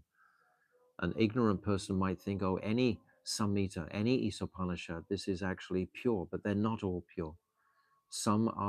They're not pure in the sense that some are inclined to karma yoga, some are inclined to Gyan yoga, and some are inclined to bhakti yoga. They're not all the same. There's a differentiation, just like there's a differentiation between the jivas. This differentiation of adhikar is there.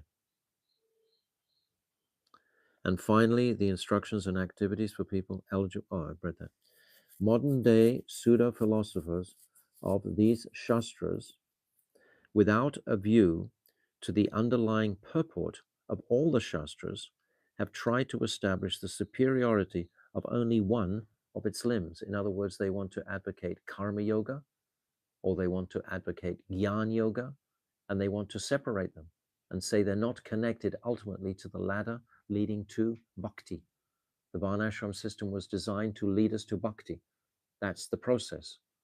But if someone tries to just say, no, it's all about Nishkarm Karma Yoga or Karma Yoga activities, Sakam Yoga, and propagate that, and they do propagate that, or those who are advocating moksha or mukti, thousands and thousands of societies propagating this moksha as being the ultimate. And people are thinking, yes, they've separated the single goal from the ultimate goal. This is what he's saying. The superiority of only one of its limbs. This has cast innumerable people into a pit of argument and doubt. Of course, they become confused. Bhagavad Gita, which is the matchless deliberation on all these shastras, clearly establishes that karma, not aiming at Gyan, is atheistic. Bhagavad Gita, the first 6 chapters are describing karma yoga. And then the next 6 chapters are describing bhakti yoga. And the last 6 chapters are describing Gyan yoga. It's described like a treasure chest.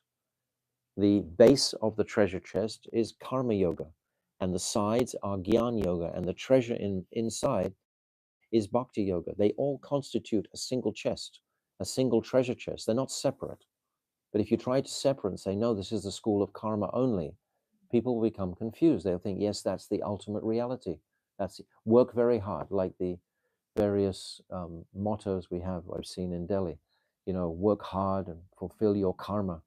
This is the purpose of life. And how many people do this? So many. Huh? So many. And then if they're not doing that, what are they doing? Oh, we've heard of moksha and liberation. This is a higher path. So then they advocate that. These are just the sides of the treasure chest. But we should know, it's going to be explained. Karma and Gyan that are not directed towards bhakti are also cheating processes. They're not giving the final goal. In reality, karma yoga, Gyan yoga, and bhakti yoga form a single yoga system. This is the point. They form a single yoga system. This is a great truth that Bhaktivinoda Thakur is saying here. Many are not acquainted with this. Karma yoga should be evolving to Gyan yoga. Gyan yoga should be evolving to Bhakti yoga. It's a process. This is the Vedic Vaishnava Siddhanta conclusion. So Bhaktivinoda Thakur is very mercifully giving us this conclusion here. So we can say that due to our good karmas, we come to the Gyan Yoga, and then through this knowledge of bhakti, then we can attain the Then Bhakti. you'll want to give up that Gyan yoga path. Karma, what's it? Karma, Jnana Adi, Anavritam. Anyabilasata Shunyam, Jnana Karmadi, Anavritam. These Gyan and Karma should be rejected ultimately, because logic and reason don't have any place in the kingdom of pure love. The jiva who is bewildered by Maya is first compelled to adopt the path of karma. Then he must adopt karma yoga. By the way, I'm hoping that some enthusiastic person will, on this particular page all about karma, delineate it nicely in a diagram, put out what is Shubha karma, Akarma, Vikarma, Kukarma, etc. And if it was all written out in a nice format so that people can very easily see at a glance what is success, what is Shubha, and what is Ashubha.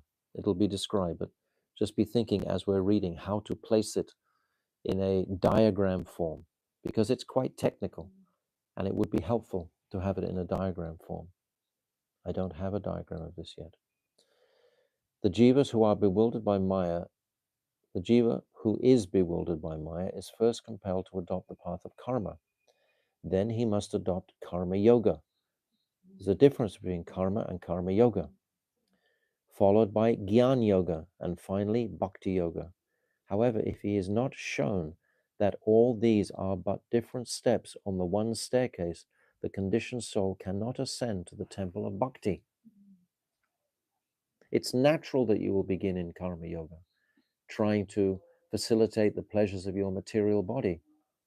But then with a little bit of discernment, you start to think, well, there must be something more in life than this, satisfying my senses. Oh, the path of liberation, that seems more. But there's something else beyond liberation. This is a big step, the next big step. We call it bhukti, mukti, and bhakti. These are other three terms for this. Bhukti, mukti, spriha yavat, pischachi, hridi, vartate. These two witches of bhukti and mukti. What does it mean to adopt the path of karma? Karma consists of the activities that one performs with the body or mind in the course of maintaining one's life. Everyone has to maintain their life, so we're all performing our karmas. Bhaktisiddhanta Saraswati says this world is a place where the enthusiastic jiva is desperately trying to fulfill his karmas, dancing on the stage of life. He says like this, very beautifully. There are two types of karma. Now, this is where we need the diagram. It'll be helpful. Auspicious, Shubha, and inauspicious, Ashubha. The results that the jiva obtains by performing Shubha karma are auspicious, whereas those that he obtains by Ashubha karma are inauspicious. Ashubha karma is also known as sin, pap, or prohibited acts, vikarma. The non-performance of Shubha karma is known as akarma. If you're not doing your dharmic duty, it's akarma. Both vikarma and akarma are bad, whereas Shubha karma is good. So there's distinction. There are three types of Shubha karma: obligatory, daily rites, nitya karma; circumstantial duties, naimitic karma; and ceremonies performed out of a desire for personal benefit, kamya karma. It's very clear the way he explains it. Kamya karma is completely self-interested and should be rejected. The Shastras direct us to adopt nitya karma and naimitic karma. initially, Naimitic karma.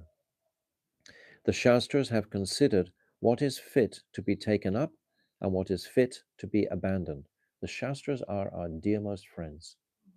We must touch the Shastras regularly, daily, to actually go forward in this maze of options that the material soul finds himself in this world. Naimitic karma and karmya karma as the Shastras have considered what is fit to be taken up and what is fit to be abandoned, and they have classified nitya karma, naimitic karma, and kamya karma as karma, all three. Whereas akarma and kukarma, impious activity, have not been included in this category. They are not categorized as being favorable for the jiva. Although kamya karma is counted as karma, it is undesirable and should be given up. So only nitya karma and naimitic karma are truly acceptable as karma. He's defining karma. Nitya karma is karma that produces auspiciousness for the body, mind, and society, and which results in promotion to other planets after death. Everyone is obligated to perform nitya karma, such as chanting the Brahma Gayatri mantra at the 3 junctions of the day, Sandhya Vandana, offering prayers, using honest means to maintain one's body and society, behaving truthfully, and caring for one's family members and dependents. He's answering Lahari Maharshai's question here. Lahari Maharshai has asked the question about why the Vaishnavas not respect more this this Sandhya Vandana. Why they're not respecting that more? And Vaishnava Das is explaining that they do, but they see it in its particular place. He's going to explain. Naimitic karma is karma that one must carry out under certain circumstances or on certain occasions. For example, performing rites for the departed souls of one's mother and father, atoning for sins, and so on. This is naimitic karma, circumstantial. The authors of the Shastras first examined the natures of human beings and their natural eligibility traits, and then established Varnashram Dham. So he said this many times, the distinction between the jivas, they're not all the same. There's separation here. So the Varnashram system was to create a system where all the different adhikas could actually unify and progressively work towards serving Krishna. The ultimate goal is to bring us to the spiritual platform of bhakti. That is the objective, always that objective. Their intention was to prescribe a system in which nitya karma and naimitic karma could be carried out in an excellent way in this world. How kind of them, really. The gist of this arrangement is that there are 4 natural types of human beings, classified according to the work that they are eligible to perform: Brahmanas, teachers and priests; Kshatriyas, administrators and warriors; Vaishyas, agriculturists and businessmen; and Sudras, artisans and laborers. People are also situated in 4 orders or stages of life. Interesting that today the artisans are considered like the famous people of the world. They're the people that the populace look up to. Everything is upside down, completely topsy-turvy. People are also situated in 4 orders or stages of life, which are known as ashrams: brahmachari, unmarried student life; grihastha, family life; vanaprasth, retirement from family responsibilities; and sannyas, the renounced ascetic life. Those who are fond of akarma and vikarma are known as antyaja, outcast, and they are not situated in any ashram. Antyaja. If you're not following, if you're rejecting, like most people are actually antyaja. In India, there is still a semblance. Bhaktivedanta Swami Prabhupada described this Varnashram system like a dead elephant. Even an elephant dead can be very glorious. If you see a dead elephant stretched out, it somehow has a mightiness about it. There's some speciality about it. But the Varnashram system, principally in India, has degenerated completely. But still in the villages, many of the dharmic behavior patterns are still there, are still running. People aspire for a dharmic life, but it's not easy. And if they're not even aspiring for a dharmic life, they are 100% antyaja, outcast. The different varnas are determined by nature, birth, activities, and characteristics. When varna is determined only on the basis of birth, the original purpose of varnashram is lost. Just like in the example of Parashuram, his father Jamadagni, great, great Brahminical personality of great Brahminical power. Parashuram was born as his son and had great Kshatriya qualities. He killed 21 generations of Kshatriyas with his axe. He had that spirit. So he shouldn't be considered entirely. He is of Brahminical seminal descent, but at the same time, he had a Kshatriya spirit. So there's a distinction there.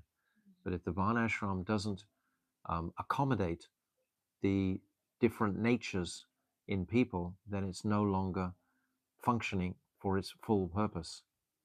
Like a very wealthy man can have a son who's a complete like barbarian idiot, you know, and or wants to be a soldier in the army or something. Completely different to the wealthy, say, Vaishya's um, uh, profession.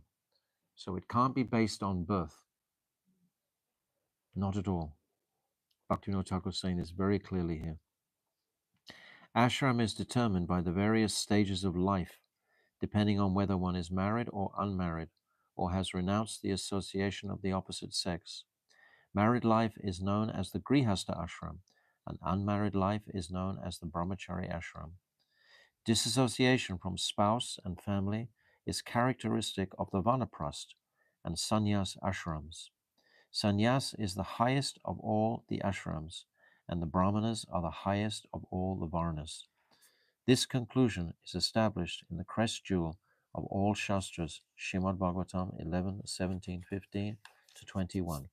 So now we're going to have a whole list of Shastric descriptions of the different Varnas, etc., which is very important to appreciate and have faith in, coming directly from Shastra. This is about the Varnashram. And then Vaishnav Das is going to place this understanding within context of Lahari Maharshai's question of why the Vaishnavas honor the different um, eligibilities of the different personalities in the world, and the distinction, unless this is appreciated carefully, will not be able to. If you're substantiating that only these Sandhya Vandanam is the principle, is the topmost, like Hari is thinking. But actually, Shuddha Bhakti is not being described in that. Raganuga Bhakti is certainly not described in that. Vaishnav Das has already described, he's touched on the distinction between Vaidhi and Rag. But this is going to come out more. This is a very deep topic. It's a very powerful topic. Bhaktivinoda Thakur is very merciful in spelling this out very clearly. So we'll discuss these distinctions tomorrow. Jai Vedama ki jai, Srila Bhaktivinoda Thakur ki jai, Vanashram system ki jai, Gauda Premanande, Hari Hari Bol.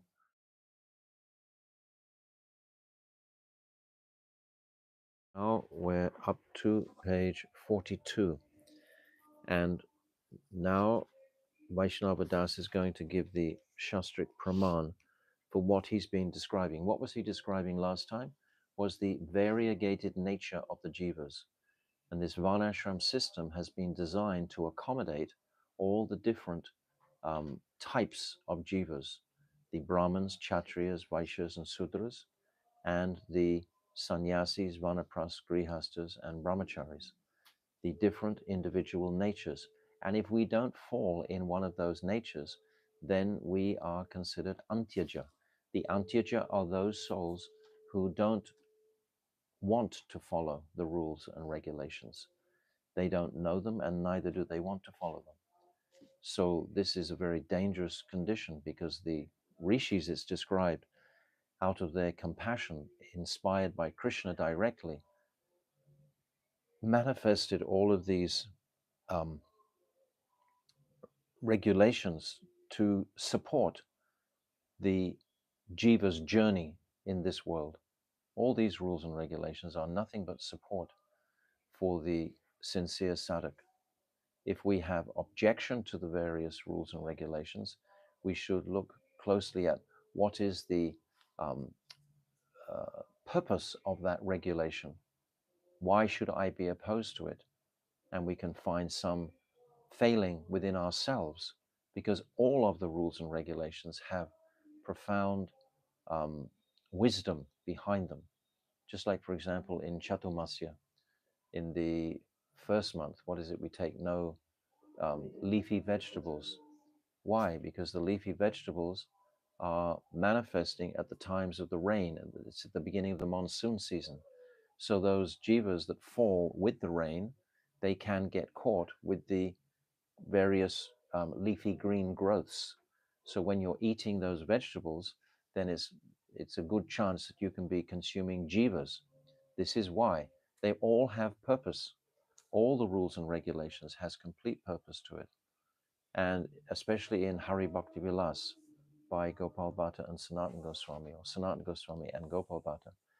In Hari Bhakti Vilas, all of these rules and regulations are clearly delineated, and there's purpose, and there's such affection for all of them.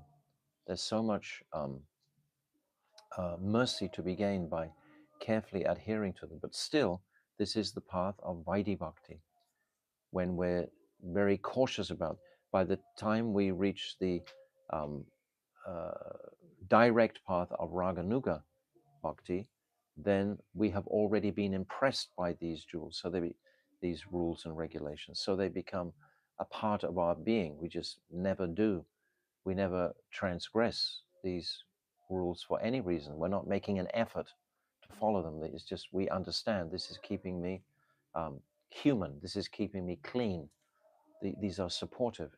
So like that. So now this was what he was discussing yesterday. So now he's going to give the praman for this. So we'll read these. Varnanam asomanam cha janma bhumi anusrinani asan prakrityo nenam nicha nicho tamo maha. The varnas and ashrams of humanity have higher and lower natures in accordance with the higher and lower places on Sri Bhagavan's universal body from which they appeared. So this Varnashram system is manifesting from the body of Krishna. Daivi Varnashram, we say. But it has most certainly become corrupted by the nature of the caste system today, has become corrupted because men just want to exploit. It's the demonic influence that prevails in the atmosphere in this age of Kali, that men think that in their lack of education that they can get some sensual gross pleasure from matter. So they try to use that exploitation in regards to controlling people, etc. So the caste system has become most corrupted and most debased in many areas. But we should know fully, originally it came from the body of Lord Krishna. Samo dharmastaposotyam santosh shanti ajavam madbhaktischa diya satyam brahma prakrityasva imaha. The natural qualities of the brahmanas are control of the mind, control of the senses, austerity, cleanliness, satisfaction, forbearance, simplicity, devotion unto Sri Bhagavan, compassion for the suffering of others, and truthfulness. It doesn't actually say forgiveness, but forgiveness, it says forbearance. but it doesn't directly say forgiveness. But forgiveness is a principal quality.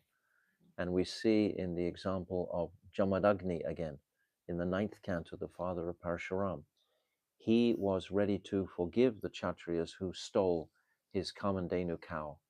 And he chastised Parshuram when Parshuram goes and kills all those Kshatriyas. He said, actually, you should not do this.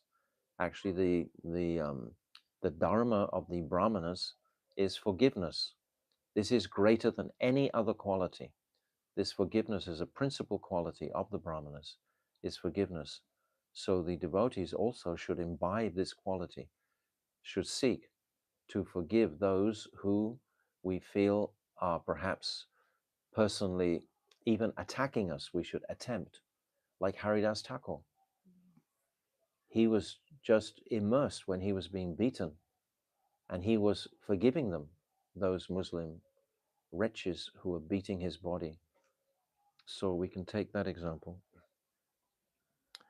But um, this verse is including many other very beautiful qualities, but it doesn't include, um, oh, well, it does include devotion unto Bhagavan, but that's usually what's in the caste Brahman system.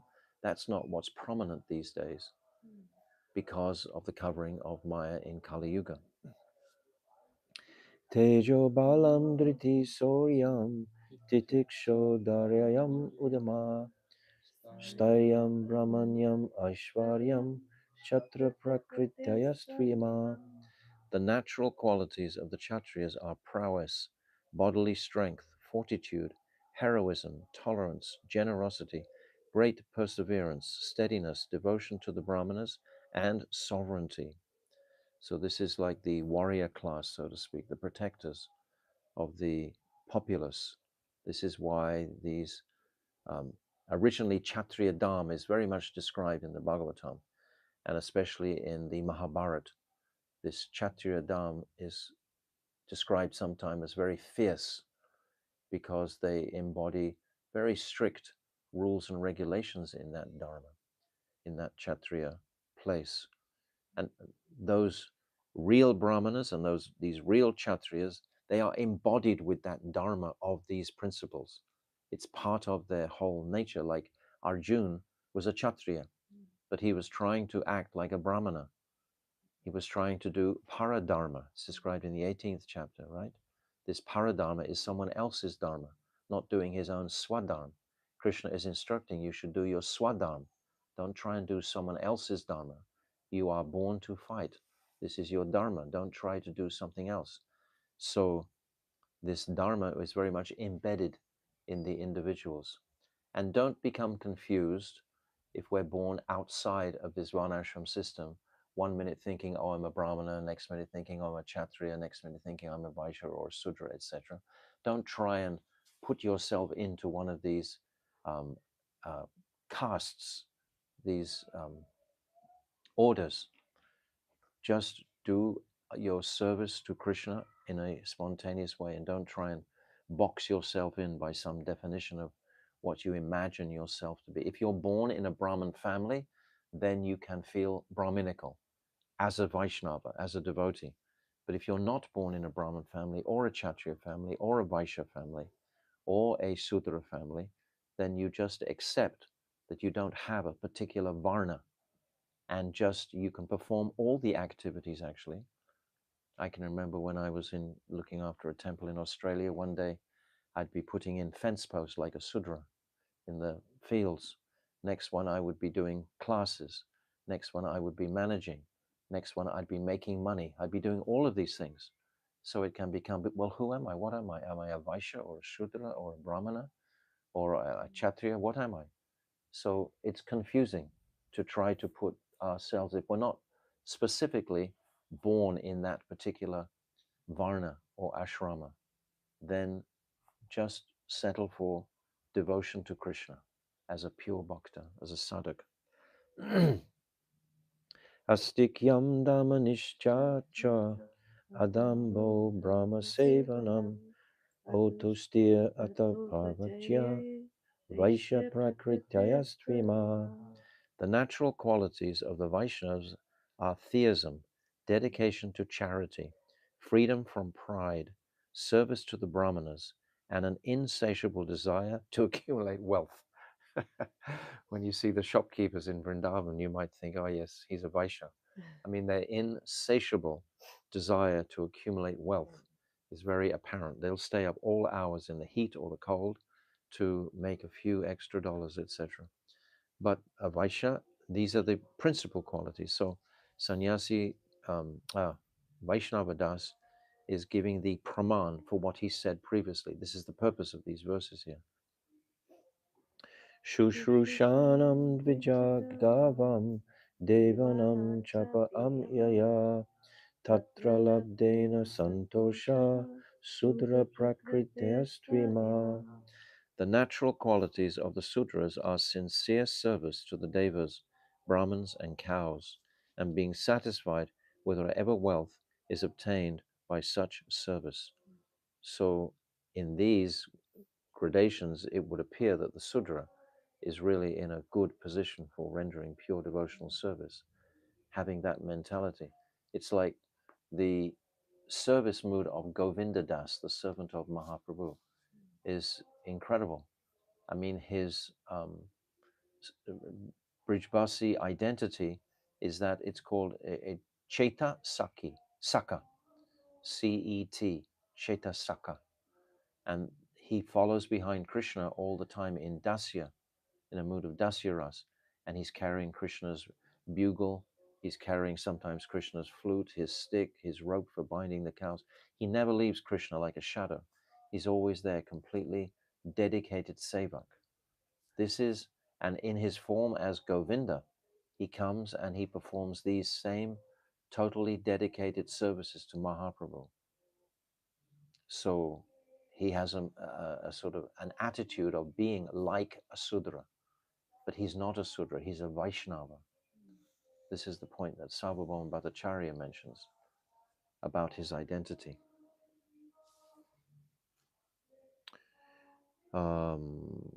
Last one.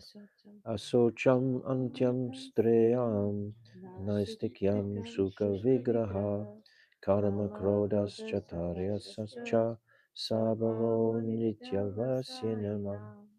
The natural characteristics of those who are in the lowest class and who are estranged from the Varnashram system are uncleanliness, dishonesty, thievery, lack of faith in Vedic Dharma, and the existence of a next life, futile quarrel, lust, anger, and greed for material objects. So if we find these attitudes arising within ourselves, we should be very quickly wanting to purify these lower grade qualities that may come up from our previous sanskars, etc. All of these qualities can be in a single personality. That's what I'm saying. It's not just so exclusive, but in the Varnashram system, they can be defined this way. They can be more cultivated individually that way. You understand? Hmm? If you're born in a Brahmin family, then you're brought up with Brahminical etiquette, and you're more likely to follow that easily as your life, like we see in the life of Srila Bhaktivinoda Bharati Maharaj, was born in a very strict Brahmin family. And so all his life, he's very easily able to follow that. Someone else will be more of a Kshatriya spirit. I think Bhakti Vedanta Swami, his father was a Vaishya, right? So that kind of ability to manage, etc., was there within him, which he demonstrated. Of course, he's a Brahmin also, but that quality was there. He managed so much money, etc., very nicely. He didn't waste a single rupee, etc. So, and then what's an example of a sud? Someone who is born in a lower caste family. But this is what it's determined by, your family lineage. But I'm talking about for many Westerners who are not, or others who are not born in a particular varna or ashram. How are they going to absorb these teachings? We shouldn't try and lock ourselves into a particular one, unless we're naturally developing a Brahminical attitude. We're doing yagyas all day. There are some Western devotees I know, they're not born in Brahminical families, but they're doing yagyas every day. They're really attracted to that savor. So that perhaps would indicate in their previous births they have a sanskar of that, etc. Ahimsa satyam astayam akama krodha lobhata bhuta priya hita cha dharmoyam sarvavanika. The duties for the members of all the varnas are non-violence, truthfulness, abstention from theft, freedom from lust, anger, and greed, and endeavoring for the pleasure and welfare of all living beings. So that's the conclusion. We can appreciate that. That's for everybody. Okay? Everyone in this learned assembly knows the meaning of the Sanskrit shlokas, so I'm not translating them all. I just want to say that the system of Varna and Ashram is the basis of Vaidhi Jivan, life that is carried out in accordance with the religious rules and regulations. It's the basis. It's the basis of it, the platform. We're springboarding off here to understand the purpose, etc., of the rules and regulations in the different varnas and ashrams. Understand?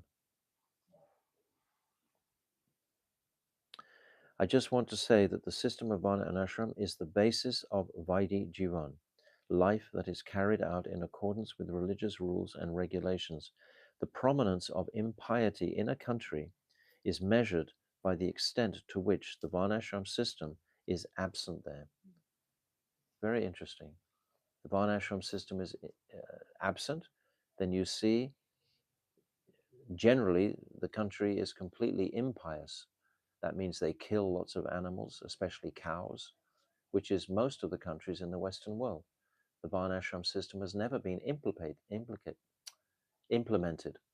in the Western world, to my knowledge. When Parikshit Maharaj ruled the planet, there were tribes living in forests in Europe, etc. They weren't civilized, they weren't considered civilized people. And civilization just got less and less when it radiated out of India. So the Varnashram system, it's like, for the last, 300 years, America has been the sort of leading power in the world, but it only has a history of 300 years. So it doesn't go very deep in a sense. So that Varnashram system wasn't present there. I don't know. I mean, the tribal people previously, the native Indians, perhaps they had some semblance, because Bhaktivinoda Thakur says, if there's some semblance of Varnashram system, then it indicates the piety. It's just like the various religions on the planet. If they have a little bit of pure Dharma, Shuddha Dharma within them, then that's their strength. That's probably where they actually manifested from a point of some dharmic aspect they understood, and then it turned into tradition, though, and it just degenerated into a local, perhaps fanatical mindset. You understand? Now let us consider in what sense the words nitya, eternal, and naimitika, circumstantial, have been used in relation to the word karma. If we consider the profound purport of the Shastras, we can say that these two words have not been used to refer to karma in the paramartic sense, which relates to supreme spiritual truth. Rather, they have been used in a routine, vyavaharic, or figurative, opakaric sense. So these terms of nitya and naimitic is what we're discussing now. Now he's established the variegated nature of humanity through these different varnas and ashrams. Now we're considering the nitya and naimitic, which is answering the question of Lahari Maharshai. This question runs through, it's the thread through the whole chapter of what is nitya dharma and what is naimitic dharma, so we can relinquish it. This is the purpose, this is the objective of Vaishnava Das's words. Properly speaking, Words like nitya dharma, nitya karma, and nitya tattva can only be used to describe the pure spiritual conditions of the jiva. Therefore, in the general use of the word nitya karma, the word nitya is applied to the word karma only in a figurative or attributive sense, because karma in this world is a means to an end and only remotely indicates eternal truth. So it's not really um, eternal karma, but it's been described as if it was in a figurative or attributive sense, but it's not actually. You can turn that off now. Actually, karma is never eternal. Karma and gyan may only be thought of as nitya in an indirect sense when karma is directed towards gyan by means of karma yoga, and when gyan is directed towards bhakti. We discussed this yesterday, the ladder coming from karma, gyan, and bhakti. And I just want to read quickly. I was looking for it yesterday, but I couldn't find it. On the back of my Gurudev's Bhagavad Gita, it's described this very beautifully, this ladder that we're discussing now, from karma to gyan to bhakti. It's a single ladder. This is what we discussed yesterday. If you try and um, separate it and have like karma yoga, it becomes a separate limb. And Bhaktivinoda Thakur says it will become very confusing for people because they will think, yes, karma is the purpose of life, or yes, jnana is the purpose of life. If it's separated from the understanding of being a complete continuous ladder, it goes from karma to jnana to moksha, to bhakti. So it's describing here on the back. The subject matter of the Bhagavad Gita is exclusive devotion, which is like a wish fulfilling jewel. This jewel has been safely kept inside the Gita, inside in the sense that it's the center six chapters of the Gita. The Bhakti chapters, those six chapters in the center, are protected by Karma Yoga and Jnana Yoga on either side. The base of this, which is likened to a treasure chest. The base of this chest is worship of the Supreme Lord by working without attachment. So that's the base of the chest, is Karma Yoga, of one's activities, Nishkarma Karma Yoga. The lid is spiritual realization through transcendental knowledge, Gyan Yoga. And the treasure is devotion to the Supreme Lord. So the treasure is inside the treasure box, but it's supported by Karma Yoga underneath and Gyan Yoga at the sides. This is the nature of the lid. So, in other words, karma and gyan and bhakti are three components of the same um, essence, the same goal. But if it's separate, if it's separated, then it becomes bewildering. You understand? Yes. It's quite simple, really. But this is what Bhaktivinoda Thakur explained yesterday. Anyway.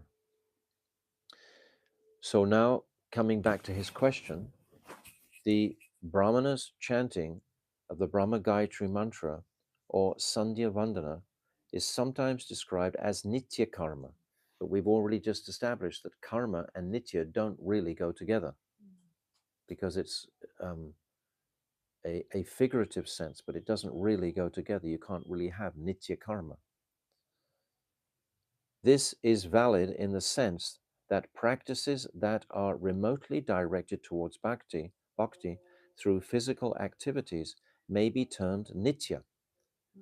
If you're chanting those Brahma mantras, those Brahma Gayatri mantras in order to serve the Lord, in order to purify the consciousness so that we can connect with the Lord, then you can take that term nitya karma.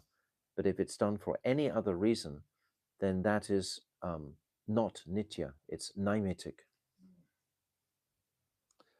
This is valid in the sense that practices that are remotely directed towards bhakti through physical activities may be termed nitya, but only because they aim at nitya dharma. Yes, got it?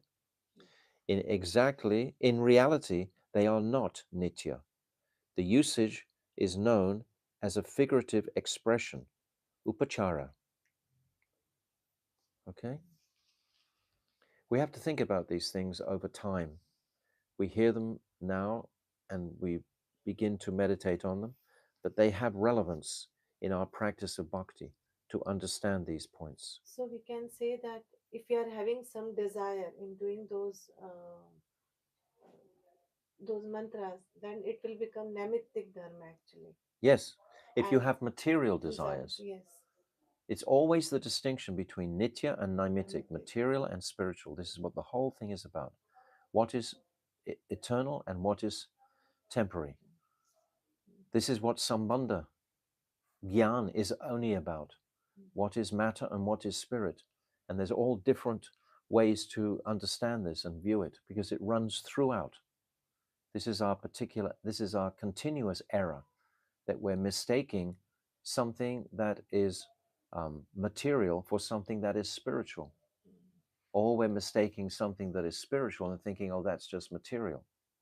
You might be chanting and be thinking, oh, this is just something to make me feel happy or shanti, and not appreciating its absolute transcendental potency. So in both sides. Actually, the only true nitya karma for the jivas is Krishna prem. This is the point, to have this focus on bhakti. The focus on bhakti is not going to be conclusive in the practice. Then it's not going to be nitya. It's going to be naimitic. If you're going to stop on karma, like Dhruva Maharaj is described as a sakam karma bhakta, he went to the forest to meditate for a particular purpose. He wanted a material desire to be fulfilled. That's called karma yoga or sakam. Sa, that prefix means with. He wanted some desire. And even if you perform nishkam, there's still a fault with nishkam. Nishkam means you're giving up everything for Krishna, but you have the misconception that everything belongs to me in the first place. It's like if you have two people coming to make a donation. One is a Shuddha Bhakta and one is a Nishkam Karma Bhakta.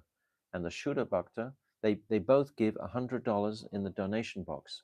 The Shuddha Karma knows this $100 already belongs to Krishna. He's just giving it back. But the Nishkam Karma thinks, oh, this is mine. He has the identity. He's identifying with his various assets and thinking, I am giving. This is Nishkam Karma, which is a high platform. And in Bhagavad Gita, it proclaims it very beautifully in the first 5-6 chapters. But it's not nitya unless it's being focused on the bhakti sa, on the essence, the goal of devotion. If something is without devotion to the Lord, then it doesn't. It's naimitic. But in the initial process, it will be namitic, like in Dhruv Maharaj case also. Yes, But yes. after he sees After the he got Lord, purified and had yeah, darshan, and yes, then the transformation is yes, there. very good. Then the transformation was there. Absolutely. Yes, correct. Correct. Actually, the only true nitya karma for the jivas is Krishna prem. In ontological terms, this true nitya karma is referred to as unalloyed spiritual cultivation, Vishuddha Chit Anushilanam, or activities directed towards reinstating one's pure transcendental consciousness. He's speaking to Lahiri Mahashai. He's trying to purify him of his Brahminical attachments and his idea that he's performing great service to the Lord by performing these various rituals. If these rituals are not focused with the intention of connecting in transcendence, then they're naimitic. This is what he's working on. He's working on reducing his abhiman and trying to infuse within him the actual true Siddhanta. You understand the whole picture? We have to see the whole picture of the chapter. The physical activities that one will naturally have to adopt to attain this Chid Anushilana are assistants to Nitya Karma. This is like the ladder again. We're performing various karma and we might be distributing foodstuffs, all kinds of things. And this is helping our journey. If our goal is on Raganuga Bhakti, then, for example, performing food for life activities is very beneficial. But if the goal is not Raganuga Bhakti, if the goal is anything except that, then really this is not particularly beneficial for your ultimate welfare. It's just giving you some occupation. It's giving some perhaps material satisfaction. All these things are there, which are helpful. But if your objective is to purify your existence, to actually perform pure Raganuga Bhakti, then it's very supportive. So it has to be always examined carefully according to these precepts. The physical activities that one will naturally have to adopt to attain this Chit Anushilam are assistants to Nitya Karma. So there is no fault in referring to them as Nitya. So in other words, performing like food for life, etc., is, you can say it's Nitya Karma if you are intent on achieving Shuddha Bhakti, if that is your goal. But if it's anything less than that, if you're not clear on that, then it can be Nishkaram Karma Yoga at the best. It hasn't evolved. We should understand this ladder. I think this ladder is the principal point to appreciate here. Karma, Gyan, and Bhakti. We say Anyabilasita Shunyam, Jnana Karmadi Anavritam, that Gyan and Karma are eliminated. But they're left with what is the Gyan that is eliminated. It's not Tat Padartha Gyan, it's not knowledge of the self. And it's not Tvam Padartha Gyan, knowledge of Krishna. It's knowledge of the impersonal that is rejected. But if our karma is supportive for bhakti, then it's pure. So there is no fault in referring to them as nitya karma. From the absolute perspective, though, it would be better to refer to such activities as naimitic rather than nitya. Yes, because they are, in effect, naimitic, but they're on the way to nitya. So it's a process. But in the actual journey, that actual portion is still naimitic. But it's pure if its focus is going to be on pleasing our Guru Vargya, because that's the criterion. For example, if you're doing the food for life, if my beloved Gurudev Bhaktivedanta Narayan Maharaj is happy with that activity, if he directed us to do that activity, or Bhaktivedanta Swami Prabhupada, if he directed us to do that activity, then it's pure. But we should know, we should be educated in all these things, not just do it blindly. This is the point. This is trying to wake us up to see what is the reality of what we're doing with our lives. And then we can do it in 5th, 6th, 7th gear. Then we can really move along in a very potent, powerful, energetic way. If our Shraddha will become completely confident that we're doing exactly the right thing. There's no hesitancy.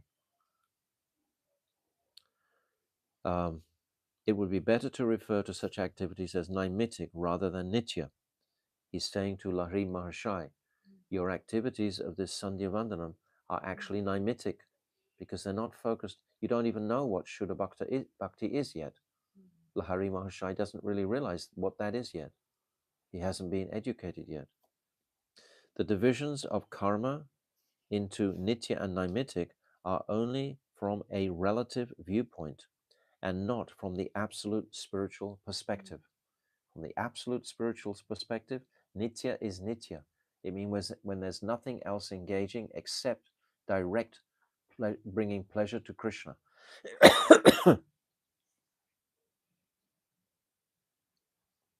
From the point of view of the essential nature of things, the nitya dharma of the jivas is unalloyed spiritual practice. Okay, now we have it. Unalloyed spiritual practice. But can we say that food for life, for example, we're using this example because we have our devotee here today who's involved in food for life. So I'm using this example and trying to reconcile it clearly with what's being spoken. It's a very good example because it's a devotional activity. So it's a good example. But what is the essence, the essential nature of things? Nitya Dharma of the Jivas is unalloyed spiritual practice. That means my reading, my chanting. These are the priority. If the reading is there, it will remind us of what is the absolute reality. If the reading is absent, then I'll just immediately slip into a karmic kind of mentality. I won't have the crisp, cutting edge of Shastra running through my consciousness. It'll be, what do you call, blurred with an idea of some sort of enjoyment. Everyone loves to give charity. You know, all Christian groups, all kinds of groups give charity. The Sikhs give so much foodstuffs. You know, what is the level of their bhakti in doing it? Everyone loves to go with a table and a hungry place and feed people. There's a great the Christians do it all the time in Africa and different places. It doesn't mean it's bhakti, it's karma yoga. Yes. So we're looking to see what is the distinction, and the distinction is quite clear. If the essence is there in the practitioner, if he understands the bhakti sar, what is the purpose? My objective from doing this activity is to become strong enough to perform my nitya activities, which are chanting and reading and my prayers, etc. We're not capable of doing that all the time, so we have to do other activities as well. So, but if these activities are supportive of that, we never miss the Bhagavatam class, for example. We never miss our mala, and we do these other activities simultaneously. The Nitya Dharma of the Jivas is unalloyed spiritual practice, and all other types of dharmas are naimitic. This applies to Varnashram Dharma, duties prescribed for the castes and orders of human civilization. Astanga Yoga, the eightfold yoga system. Sankhya Gyan, the path of knowledge involving analytical research into the nature of spirit and matter. And Tapasya, asceticism. These are all naimitic. Varnashram is naimitic. This tapasya is naimitic. If you're doing just some sort of, austerity, but it's not with the intention, we perform fasting on Ekadashi because we understand from Shastra that is pleasing to the Lord. We fast for His pleasure. We do everything for His pleasure. Everything is for His pleasure. So if we're thinking strongly like that, then our covering of this nishag will become purified very quickly. I'll identify with my spirit more than my gross body. This is the purpose and objective. These are all naimitic dharma because the jiva would not need these dharmas if he were not bound. That's the answer. Isn't that simple? If you were not bound in this material world, you wouldn't have to go out and do food for life. Would you do food for life if you were a liberated soul? Perhaps you might. But you would do it for a nitya purpose. You would do it because you were knowing that this was bringing pleasure to Krishna. That would be why you were doing it. So Bhaktivinoda Thakur is amazing. I mean, that's just an amazing sentence. We do all this because we're bound. We need these dharmas if he were not bound. The conditioned state of being bewildered by Maya is itself a circumstantial cause, and the function or duty that is prompted by a circumstantial cause, nimitta, is known as naimitic dharma. So anything that we do, like the Sandhya Vandana, the mantras that we chant, the Gayatri mantras, they do not cross the Viraja river. They do not cross into the transcendental world. No one is chanting the Sandhya Vandanam in the spiritual world. They support our reaching that place of the Viraja river, we can say, that crossover into transcendence. They support our devotion to reach that point. But the Maha Mantra is much more powerful. The Maha Mantra goes right across that Viraja river. The Maha Mantra goes right to the lotus feet of the Lord. The Maha Mantra is chanted endlessly in the spiritual world. Golokya Premadana, Harinam Sankirtan. This has come from Goloka Vrindavan. But the mantras, they only take us as far as that river of dividing between matter and spirit. And they're very purifying and they're very necessary because we need to be purified to chant that Maha Mantra. purely. This is our objective. We just need to think about all these things carefully. Therefore, from the absolute spiritual perspective, they are all Naimitic Dharma. That's a powerful paragraph. I'm just going to read that whole paragraph again. We have time because it's very powerful. These are all Naimitic Dharma, because the jiva would not need these dharmas if he were not bound. The conditioned state of being bewildered by Maya is itself a circumstantial cause. That means a temporary cause. It's not permanent, so it's not nitya. And the function or duty that is prompted by a circumstantial cause, nimitta, is known as naimitic dharma. So whatever is prompted from that mayic platform is going to be naimitic. It's not transcendental. Therefore, from the absolute spiritual perspective, they are all naimitic dharma. Naimitic dharma includes the superiority of the Brahmanas and their sandhya vandana and their acceptance of sannyas after renunciation of all karma. All these activities are highly recommended in the Dharma Shastras, and they are beneficial in consideration of appropriate eligibility, but they still have no standing in relation to Nitya Dharma. Nitya Karma. Now, this verse. Vipradvi Sadguna Yutad. I can't say I don't know what the meter is here. I'm not sure. Vipradvi Sadguna Yatad Aravinda Nava. Padaravinda Vimukhat Swacham Varishtam Manyetad Apita Mano Vachan Bit Arata Pranam Punati Sa Kulam Natu Buramana Manamanaha. My friend Pradumnaji will be blocking his ears at my terrible Sanskrit. Srimad Bhagavatam 7, 9, 10. In my estimation, a bhakta who has taken birth in a family of dog-eaters, but who has dedicated his mind, words, activities, and wealth to the lotus feet of Sri Krishna is superior to the Brahman endowed with all 12 Brahmanical qualities, but who is diverted from the lotus feet of Sri Padmanabha. Such a bhakta, although of lowly birth, can purify himself and his entire family, whereas the Brahmana, who is filled with pride, cannot even purify himself. So that's a very beautiful consideration. We've heard this verse many, many times. Bhaktivedanta Swami Srila Prabhupada would quote this many times. So we'll stop here for tonight, and we'll read this verse again tomorrow, and just to reinforce and resonate with it very beautifully.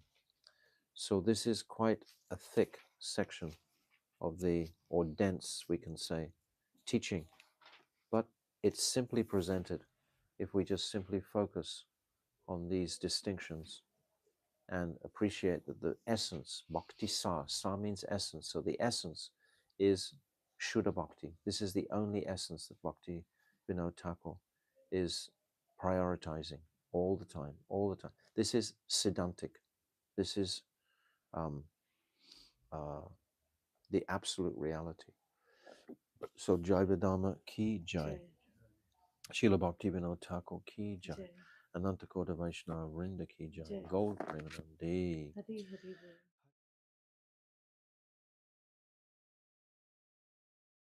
Bol. Okay, so we're on to page 45 here and 51 in the blue edition, if that's what you have. So yesterday it was a very beautiful discussion about the distinction between karma, what was it, nitya dharma and nitya karma. And nitya karma is referred to as nitya if it leads to bhakti. It's all part of the threefold ladder. This was a very, very important point to know that karma and gyan and bhakti are a single ladder. If we isolate the gyan, then you focus on moksha. If you isolate karma, then you just focus on sense gratification. You understand? It's got to be the whole ladder with the focus on bhakti. We have to know that significantly. Okay, and the last thing we discussed was the point that this Brahminical class is not a seminal identity just because you're born in a Brahmin family. But if you don't behave as a Brahmana, then, and you don't come up to the qualifications of a Brahmana, then you have really no right to call yourself a Brahmana. And this has created the caste system, which we have today, which is like a perverted reflection of the original Varnashram system, because they're not really Brahmanas that are there engaging. It's actually false. Okay. So we'll start off on page 45 with this. I said I would read this verse again. So today, no, he's going to read the verse just now. So we'll read the verse first and then we'll begin to read. विप्रदात् द्विसदा गुणायुतात् अरविन्दनाभा पदारविन्दा विमुक्ता स्वपचं वरिष्ठं मन्ये तदर्पितमनो वचनेन तीर्था वचने हितार्था प्रणाम पुनति सकुलं न तु भूरिमानाः. Srimad Bhagavatam 7, 9, 10. In my estimation, a bhakta who has taken birth in a family of dog-eaters, but who has dedicated his mind, words, activities, wealth to the lotus feet of Sri Krishna, is superior to a brahmana endowed with all 12 brahminical qualities, but who is diverted from the lotus feet of Sri Padmanabha. Such a bhakta, although of lowly birth, can purify himself and his entire family, whereas the brahmana, who is filled with pride, cannot even purify himself. Now, what is happening here? Lahari Maharshi is like a caste Brahmin. Bhaktivinoda Thakur is portraying him as a caste. He's very expert in languages, he's very proficient in music, etc. And the Vaishnavas are tolerating him because he's chanting Harinam. But he's asked this question. So everything is relating back to this question. Vaishnava Das is answering the question. So the principal point is that this personality needs to be purified of his dharma as a brahmana initially and come to the nitya platform. His naimitic self-respect, etc., of being a brahmana has to be relinquished. That's the title of the chapter. So this is what the whole point is about. Knowing what is naimitika. This is what we were just saying about rejecting our loyalty to a demonic society. If you've gone through your life trying to better yourself as far as the society is dictating, with various university qualifications or business qualifications, based on a material demonic idea, then it's very hard to actually disengage from that. We're actually covered with that material impression. So I'll read on. The 12 qualities of Brahmanas, and Lahari Maharshi is the same. Vaishnava Das is trying to purify that very tough abhiman, that tough identity, that yes, he's a Brahmana and he's qualified. Purifying pride is not an easy thing. Guru can do like that. I've seen my Guru many times perform operations. He'll make us look into ourselves to purify the obstacles that are holding us back. That's what Guru is able to do, to seek the what is obstructing my progress. And somehow or other, he will just make situations arise that will demonstrate that. It's quite remarkable. The 12 qualities of Brahmanas are truthfulness, control of the senses, austerity, freedom from malice, modesty, tolerance, freedom from envy, sacrifice, charity, fortitude, studying the Vedas, and accepting vows. Brahmanas endowed with these 12 qualities are certainly worthy of honor in this world. Of course, so much. However, if a Chandala is a Bhakta, he is superior to Brahmanas who possess these qualities but do not have Krishna Bhakti. So you may have all these qualities, very wonderful qualities. We don't have the principal ingredient of Bhakti. What is the point? It's all on the material platform. It's all on the Naimitic platform. This is the point of all of these teachings. What is Naimitic and what is Nitya? He is superior to the Brahmanas who possess these qualities but who do not have Krishna Bhakti. The purport is that a person who is born a Chandala but who has been purified by the sanskar impressions achieved through sadhu sangha and who is now engaged in the jiva's nitya dharma of pure spiritual cultivation is superior to a Brahman who is established in Naimitic Dharma, but who abstains from the Nitya Dharma of unalloyed spiritual practice. We have the supreme example or simple example when the Brahman wives wanted to come to Krishna in the forest and the Brahmanas were engaged in a karma yagya, a yagya to benefit, for them to actually reach Swagaloka. That was the purpose of that yagya they were performing. So they couldn't perceive that the Supreme Personality of Godhead was requesting them for some offerings of foodstuffs in the form of the suckers were begging from them. But their wives, they were in tune with what is Nitya Dharma. And as soon as they heard Krishna, they didn't care for their husbands. Immediately they rejected the whole purpose of their cooking that they'd been cooking for the yagya. They immediately rejected that idea and ran to the forest with all their preparations to please Krishna. And remarkably, when they returned, Krishna had purified the hearts of those brahmanas, so they understood that their wives were now worshipable, because the wives were thinking, if we go back, our husbands will beat us, etc. But Krishna assured them, no, actually, they will honor you. And the brahmanas, it's described, they were too afraid of Kamsa's spies. Kamsa's spies were everywhere, and they would see that they were having a yagya to please the Supreme Lord. So fear can sometimes restrict the focus of the educated man. There might be an educated man, but he becomes fearful of society generally, just like in Kamsa's time. So many Brahmins, they had to, and like Hiranyakashipu's time, it's even described that Narad Rishi was supporting Hiranyakashipu. All these personalities were because they had no choice.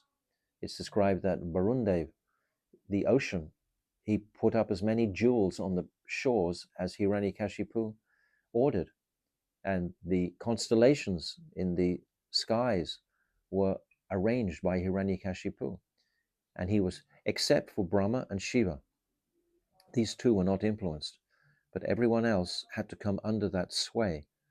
So what to speak of today? Why should we find it so surprising today, when the demons are running the show and they're making everyone dance to their tunes? Prabhupada, Bhaktivedanta Swami, was very, very sharp on this. There are so many comments that he makes because he was trying to educate all those young boys and girls who were coming to him at that time and tell them how they've actually been cheated by society generally. And they understood. They all understood that very simply. But today, that particular society is still quite influenced by the material dictates. So that's unfortunate, but the individuals should not be.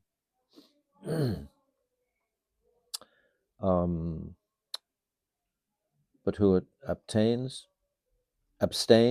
from the Nitya Dharma of unalloyed. Oh, just read that last sentence again, just a second. The purport is that a person who is born a Chandala, but who has been purified by the sanskars impressions achieved through sadhu sangha, and who is now engaged in the jiva's nitya dharma of pure spiritual cultivation, is superior to a brahmana who is established in naimitic dharma, but who abstains from the nitya dharma of unalloyed spiritual practice. So all the time we're reading, remember that Vaishnava Das is answering the question of Lahari Mahashai, which is a very deep question. There are two kinds of human beings in this world: those who are spiritually awake, Udita Vivek. We should try to commit these two types to memory. Udita, we remember the beautiful bhajan, Udila Arana. Udila, like the sun is rising. Udila Arana Purava Bhaje. This beautiful bhajan. So Udila, rising, and Vivek means consciousness, right? Intelligence. So Udita Vivek, rising intelligence. And those who are spiritually unconscious, Anudita Vivek. So Udita Vivek and Anudita Vivek. Most people in this world are spiritually unconscious. Therefore, they believe in the material establishment, etc. They have faith in that because they're not conscious.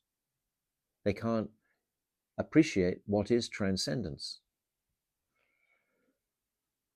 And those who are spiritually awake are rare. Of all those who are spiritually unconscious, the Brahmanas are the best.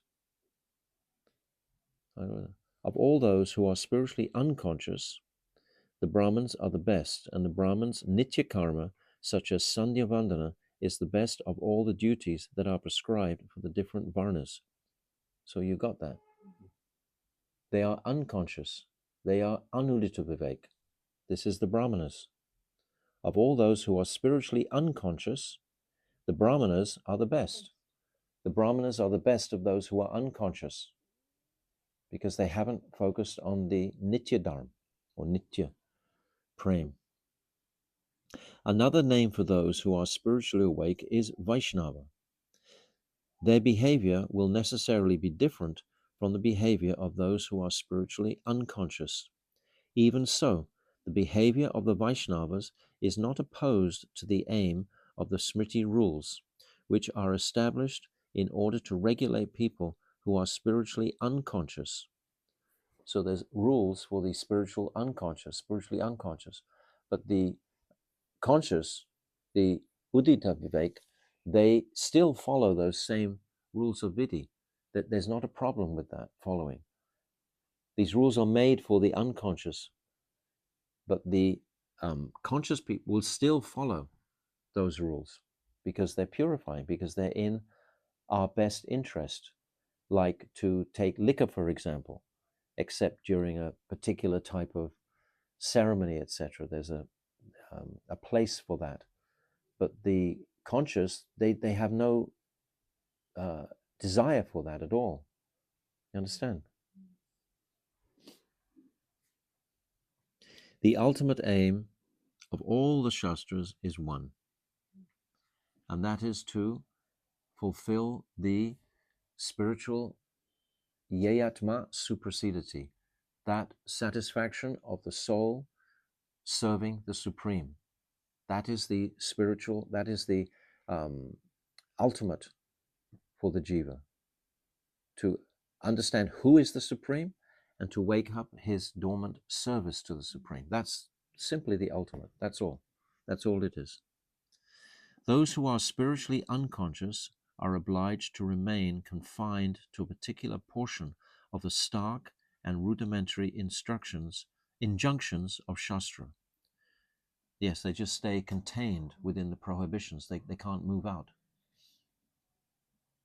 Whereas those who are spiritually awake receive the underlying essence of Shastra as an intimate friend.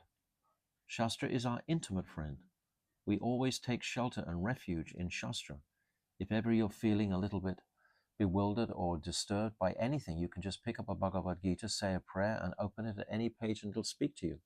Srimad Bhagavatam is the same. All these Shastras are our best friends through a whole of life. We can never be without them. These two groups of people perform different activities, but their aim is the same.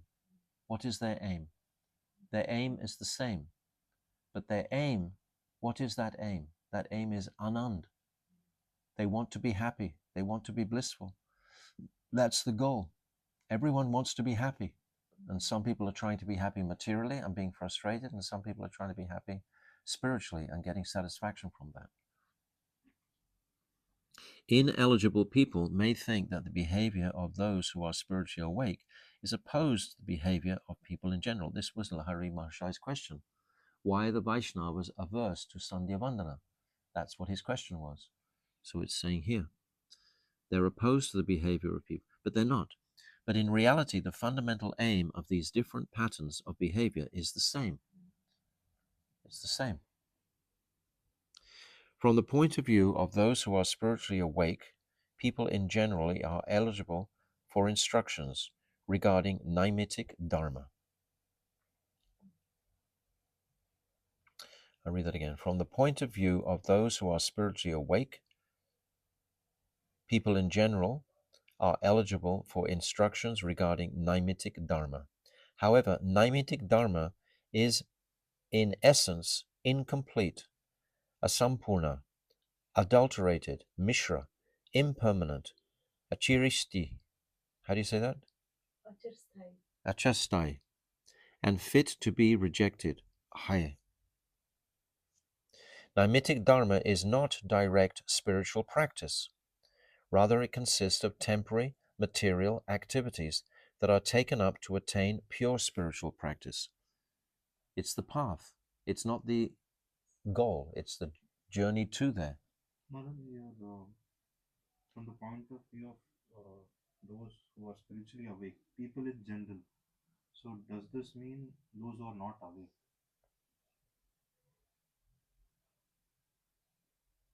From the point of view of those who are spiritually awake, people in general are eligible for instructions regarding The people who are spiritually awake can see that the general people are eligible for spiritual instructions. Those who are awake understand that the general people who are not awake, and they have to discern who is eligible to actually take spiritual instructions. You understand that? I read it again. From the point of view of those who are spiritually awake, people in general are eligible for instruction. So if I'm spiritually awake, then I can see what rules and regulations should apply to people in general to wake them up. This is my understanding of this. Can you think of something else? Naimitic Dharma is not spiritual instruction. No. But first of all, they have to perform those dharmas, those karmas. First of all, that's the process. It's like we've already gone through the ladder, karma, and then gyan, and then bhakti. So this is the ladder. So first of all, they should at least not be antyaja, outside of the varnashram system. At least they should be forming some type of rules and regulations. They should be regulating their lives. It's all of this is a gradual process. This reminds me, by the way, a few people have asked me. The other day I was saying that Bhakti Siddhanta Saraswati mentioned that there were three qualities that the sadhak has to imbibe. This is not quite on the topic, but it's three. I just remembered it as I was saying. And I didn't say the other two, so a couple of people asked me. So I said the first was, you remember? Patience. Yes, the first was patience. And then the second is forgiveness. And the third is humility. So these three qualities Bhaktisiddhanta talks about the practicing sadhak. So in particular, patience is necessary because it's going to take time. But that was a side sentence from the text here. Naimitic Dharma is not direct spiritual practice, rather it consists of temporary material activities that are taken up to attain pure spiritual practice. Yes, we take these up so that we will become purified to perform bhajan. Hence, it is merely the means to an end. The means is never complete because its function ceases when it has produced the end. Okay? Very simple, very beautiful. Therefore, it is simply a phase in the achievement of the final goal, like liberation, for example. What is beyond liberation? Liberation, yes, the sadhak will become liberated, but that's like a chain. It's a link in a chain. It's not the complete whole. Therefore, it is simply a phase in the achievement of the final goal. Consequently, Naimitic Dharma is never complete, sampurna. For example, now he gets down to the point of Lahari Mahashai's question. For example, a Brahmana's chanting of Sandhya Vandana, like his various other duties, is temporary and subject to specific rules. These activities do not stem from his natural spiritual proclivity. If after performing these prescribed duties for a long time, one obtains the association of Shuddha Bhaktas, Sadhu Sangha, one develops a taste for Harinam. At that time, Sandhya Vandana no longer remains a temporary prescribed duty which is directed towards material rewards, karma, because this is why they're actually involved in it. It's for karma. Harinam is complete spiritual practice, whereas Sandhya Vandana and other such practices are only the means to obtain the principal goal and can never be the complete reality. This is the essence of what he wants to say. If Lahari can understand this one paragraph, then he's purified. What is beyond his mantras? Naimitic Dharma is commendable because it aims at the truth, just like Gyan, or like karma if it's in the proper ladder. If you know when you're performing karma, well, I'm doing this because I want to become inspired, to have more inquisitiveness about the goal.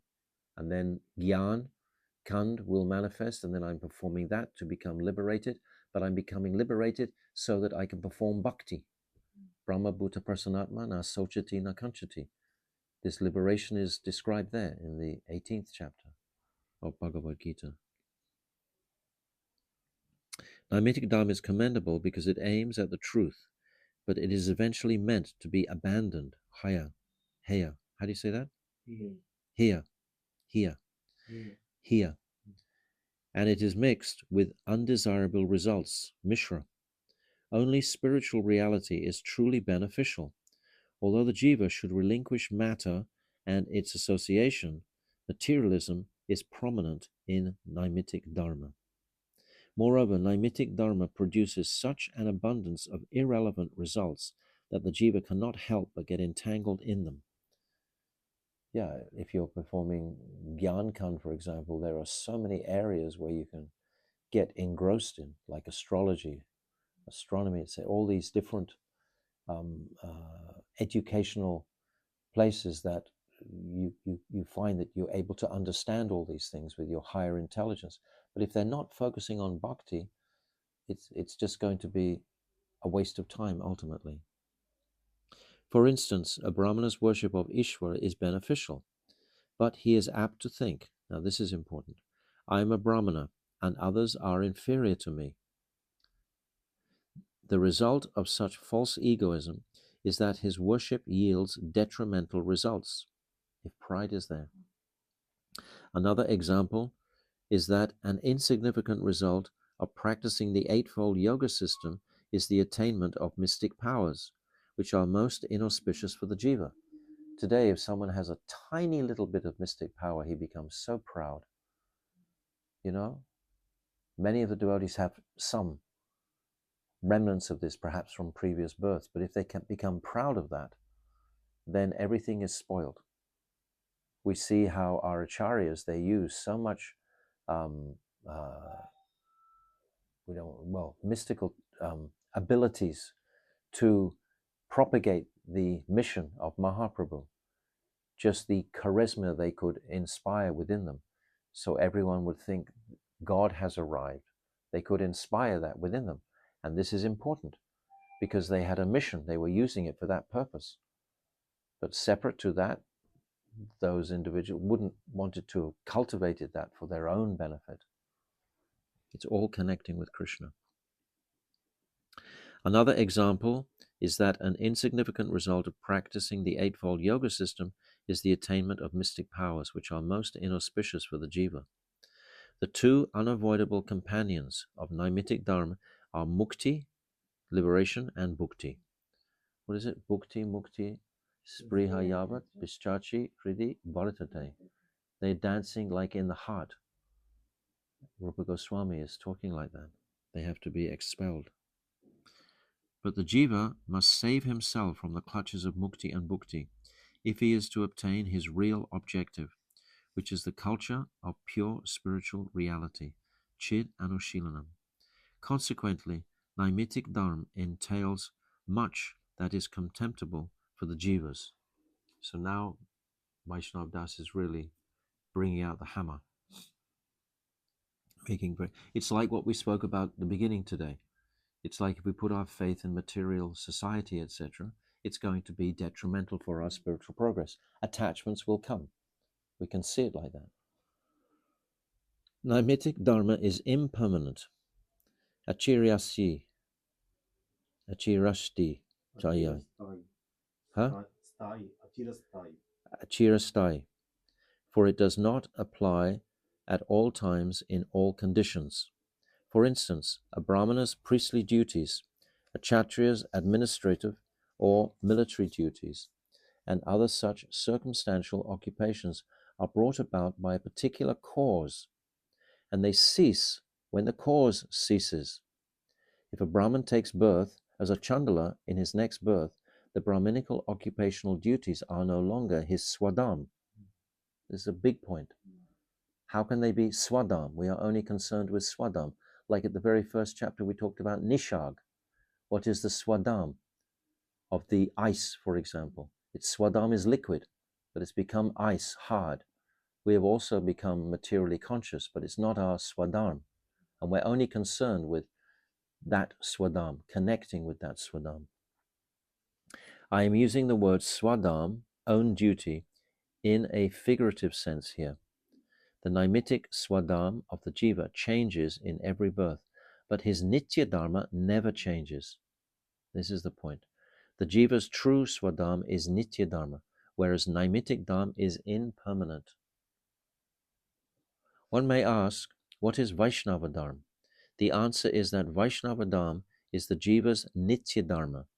When the Vaishnava, the jiva, is liberated from matter, he nurtures Krishna Prem in his pure spiritual form. Before that stage, when the Vaishnava is still materially bound, although spiritually wakened, he only accepts objects and association that are favorable for his spiritual practice. So that's in most of the devotees' cases. We're spiritually bound, we're bound materially, but at least we are looking to the spiritual conclusion. Until he rejects all that as is unfavorable, all that is unfavorable, yeah.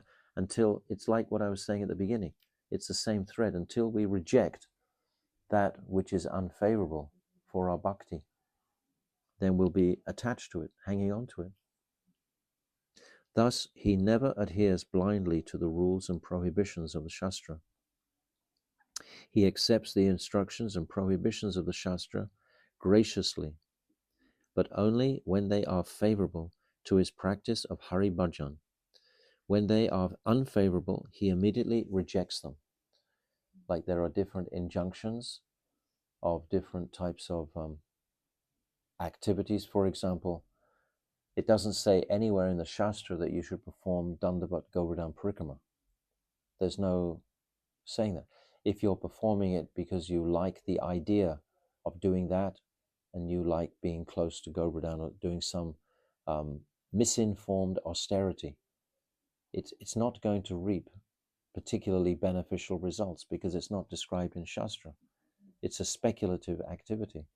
And millions of people are doing this every year because they're not being sufficiently educated. That's just an immediate example I can think of, but there must be many. Yes, if the rules and regulations are unfavorable. For example, if you're sick and the rule is to take a cold bath in the morning, then it's not very wise to follow that. You do what is favorable. Any other examples you can think of? I mean, there must be hundreds. I'm just not able to jump on more. Okay. A Vaishnava is the world's only true friend, and he renders auspiciousness for all jivas of the world.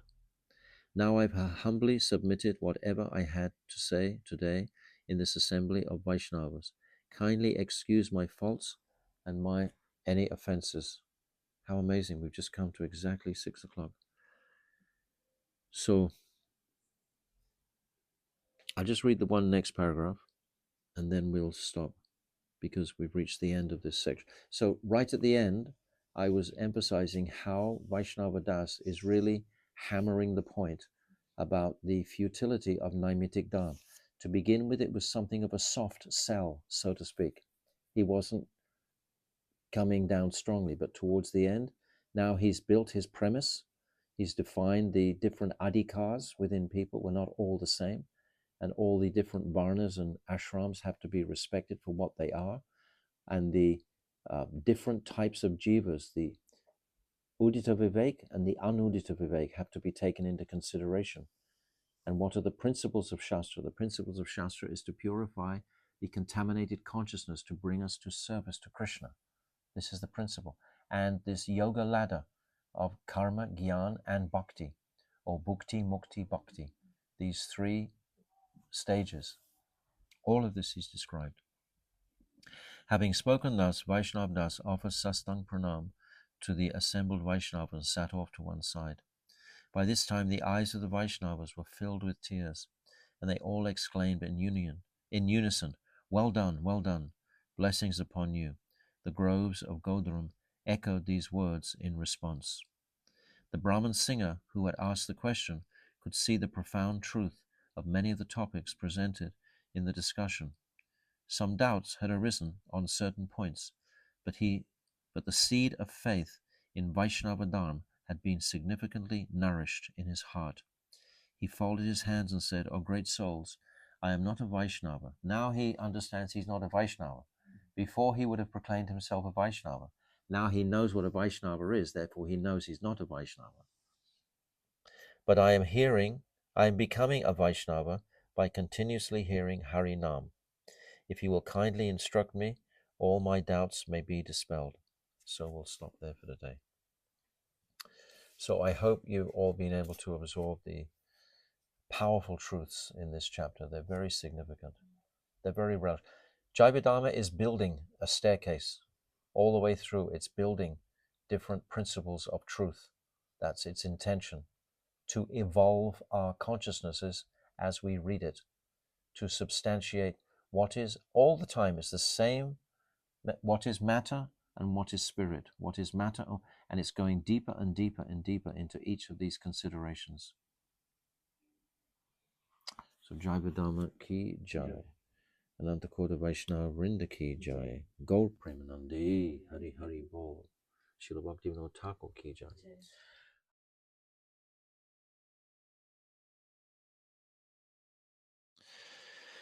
Okay, so halfway down page 48.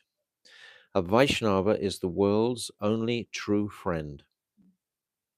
He's not going to pat you on the back and flatter you. My Gurudev was very amazing in this area. He never flattered except to a very new person who would come. He would give them some flattering and pattering, he called it. But then very quickly, he would just tell you direct. And that was so inspiring to be around like that.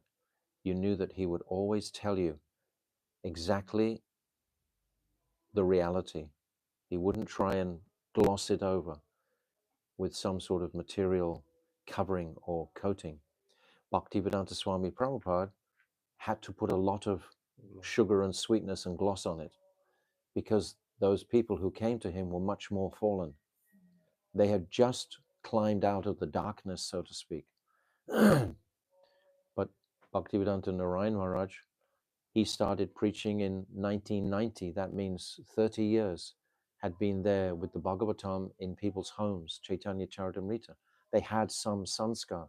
They had accumulated some sukriti, so he could give them much more direct. A Vaishnava is the world's only true friend. I remember one time I was singing, that he asked me to sing it in an assembly, and I sang Goranga Bolite. And I thought I was singing okay, but at the end of it, he leant forward and said, "You sound like a dying horse." You know, just to make sure, don't get proud of anything, you know. And this is you get sort of all embarrassed and the rest of it, but it stays the impression there. You know, you're not singing to impress, you're singing to find the place of devotion. You know, these are massive lessons, you know, simple life's lessons, so to speak, that you learn from being with the Mahabhagavat. You know, I can remember the achievement of doing the audio of this Jaiva Dharma and giving it to my Gurudev as a CD. And he just looked at it and just passed it to the side. It wasn't nothing, you know, and then doing a small thing like acting in a drama, he would pat me on the back for days. Oh, you did so good for that. So his vision is not the same as our vision. So try to understand, you know, that we're not trying to make an impression in the world. If you're acting on a stage, a drama, and you're representing someone in a drama, that can be congratulated if you did it properly.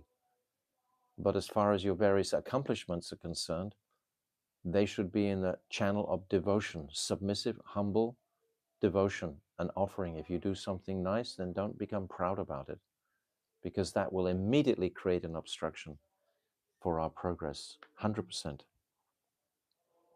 A Vaishnava is the world's only true friend because he doesn't do that. He doesn't flatter. And he renders auspiciousness for all jivas of the world. My Gurudev also always said that there were always some pure Vaishnavas on the planet. He said there have to be, otherwise the planet wouldn't be rolling around, it wouldn't be spinning on its orbit. It wouldn't be, you know, floating in space the way it is if there wasn't a pure devotee here. There are always pure devotees on the planet. Always. We just have to seek them out, pray for them, become purified ourselves, and then they'll come.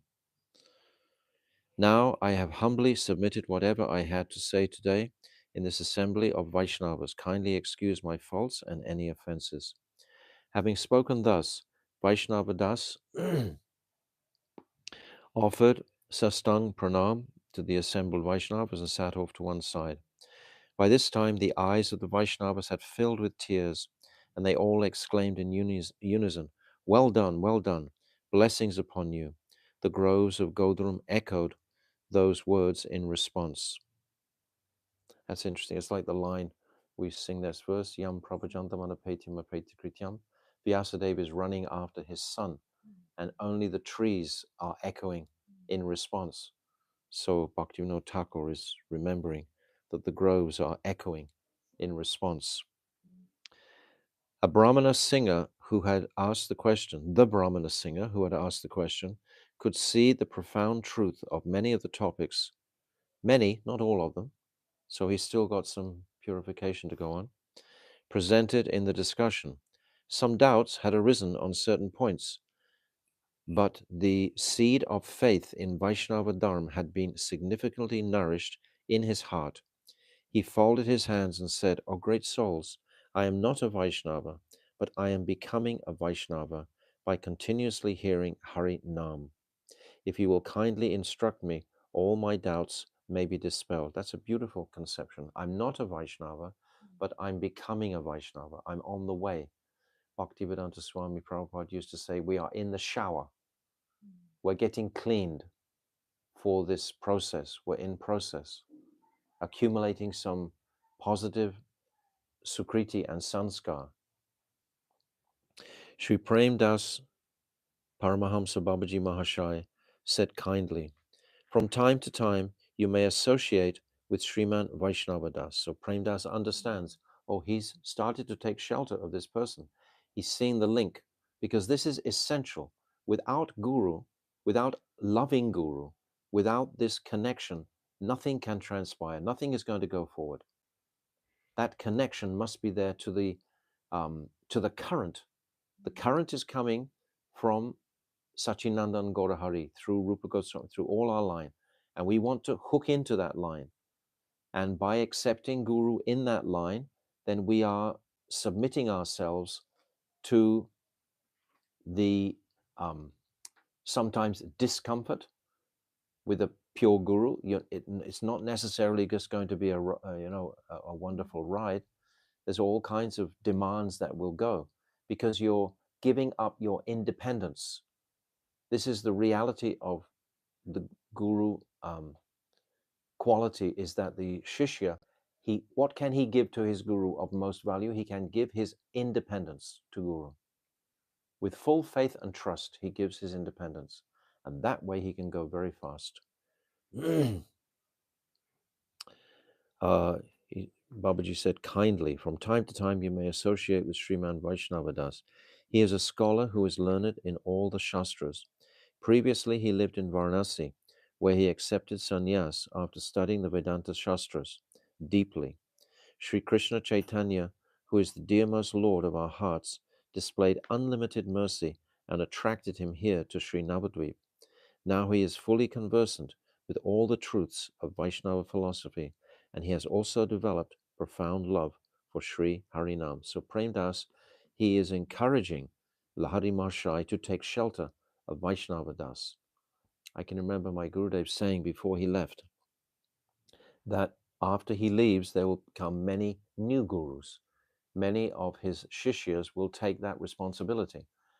And if we see them just as our peers or equals like that and not offering them respect for the tasks that they have taken on, and if we criticize them, my Gurudev said, 1 time is okay, 2 times you'll still be alive, but 3 times, finished. This is what he said. If you criticize, a new guru, so to speak, he's doing his best for his guru. And if he's not doing his best, he'll fall down, so to speak. So it'll become apparent anyway. But if he's doing his service, if he's continuing, then he should be supported by our nourishing words, not condemned for any apparent fault, etc. This is a tricky thing. This is not an easy thing when you're talking about your own God brothers, so to speak. They'll speak directly to you. But this is what my Gurudev said, that if you do 1 time, 2 times, 3 times, finished. You won't tolerate it. The man who asked the question was named Sri Kalidas Lahari. On hearing Babaji Mahashai's words, he accepted Vaishnava Das within his heart as his guru. Yes, it took Prem Das Babaji's words for him to accept as guru. He thought Vaishnava Das was born in a Brahmin family. He still thinks that. He's still on the Namitic platform. That's okay. Bhaktivinoda Thakur is making a very real presentation here. He doesn't get changed just in an instant. It's not like that. It gets changed within years even. These sanskars have to be washed off by practice. And he accepted the sannyas ashram, so he is fit to instruct a brahmana. Besides, I have witnessed his extraordinary scholarship in the Vaishnava truths. I can learn much about Vaishnava Dharma from him. So he has a desire to hold on to his Brahminical caste, and he has a desire for Gyan.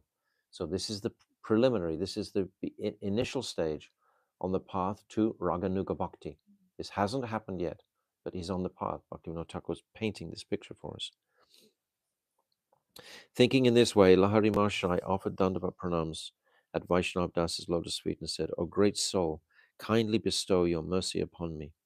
Vaishnav Das offered Dandavat pranams to him in return and responded, if you bestow your mercy upon me, I will be fully successful. This is always the mood. This is like at the very beginning, Prem Das Babaji. Sannyasi Thakur, he's offering his obeisances to Prem Das Babaji, and immediately Prem Das Babaji returns them. Remember when he came right in the first chapter? As evening drew near, everyone returned to their respective places. I always think that line is very significant because these are celibate monks, we can say, or renunciants, and they don't have houses or homes. They have places where they stay. They stay in places. So it says very significantly, return to their respective places. Lahari Mahashai's house was in a grove in a secluded area of the village. In the center of the kunj was a natural awning of Madhavi creepers and a raised platform for Tulsi Devi. There were 2 rooms, one on either side of the kunj. The courtyard was enclosed by a trellis of chitta plants, and its beauty was enhanced by many trees such as bael, neem, and other trees bearing fruits and flowers. The owner of that grove was Madhava Das Babaji. So a beautiful grove is depicted. At first, Madhava Das Babaji had been a man of spotless virtue, but immoral association with a woman had blemished his Vaishnava character and was curtailing his practice of bhajan. He was quite impoverished and was meeting his expenses with difficulty by begging at various places and by renting out his extra room, which Lahari Mahashai was occupying. This is an integral part of Naimitic Dharma. Even this deep place of attachment that Madhava Das has for his previous wife is going to obstruct. So this is another aspect. Naimitic Dharma means leaving all that material conception behind. This is my wife. So this is not just a haphazard throw in to the end of the chapter or something. There are many, many lessons in this. That night, Lahari Mahashai's sleep was broken at midnight, and he began to contemplate the essential meaning of what Vaishnav Das Babaji had explained. When he heard a sound outside, as he came out of his room, he saw Madhava Das Babaji standing in the courtyard and speaking with a woman. He's in Babaji Vesh, that means he's renounced women. The woman disappeared as soon as she saw Lahari Mahashai, while Madhava Das stood motionless and embarrassed before him. Babaji, what is the matter? Asked Lahari Mahashai. Lahari Mahashai is not really conversant with the etiquette. He doesn't know the full import of it, but he knows something. It is my ill fate, replied Madhava Das, with tears in his eyes. What more can I say? Alas, to think of what I was in the past and what I have now become. Paramahamsa Babaji Mahashai had so much faith in me. Now I am ashamed to go before him. Please tell me clearly so that I can understand, Lahari Mahashai requested. Madhava Das replied, the woman you just saw was my wife when I was in householder. Shortly after I accepted the renounced life of a Babaji, she went to Shripat Shantipur, where she built a hut and began to reside on the bank of the Ganga. After many days had passed, I happened to go to Shripat Shantipur and saw her there. I asked her, why did you leave your household? She explained, family life no longer appeals to me. Since I am deprived of the service of your feet, I have taken up residence in this Tirtha, holy place, and I can sustain myself by begging alms. He made a mistake. This was his mistake. He saw her and he asked her. He should not have spoken to her at all. This is actually the requisite of going into that order, that you have no words, because even just a little bit word and it can be grabbing you. There's no words gone between the husband and wife after the renounced order has taken, none. You can associate with the children. My Gurudev said that is okay, but not with the wife at all, nothing. I returned to Godharam without saying another word to her. After some time, she also came to Godharam and took up residence in a cowherd's house. I used to see her here and there every day, and the more I tried to avoid her, the closer she drew to me. This is a lie. Madhava Das has become illusioned. He went every day, knowing that she was going to be there, and he's saying that he tried to avoid her. No, he wasn't resolute with it. It's his fault. It's got to be, you have to take responsibility for our situation. We can't think it was circumstantial. We can't think it was by circumstances that this happened. This happened for his purification, and he wasn't up to the mark, so to speak, to deal with it. I tried to avoid her. The more I tried to avoid her, the closer she drew to me. Of course, that's the nature. There's an expression in India, in English, treat them mean and keep them keen.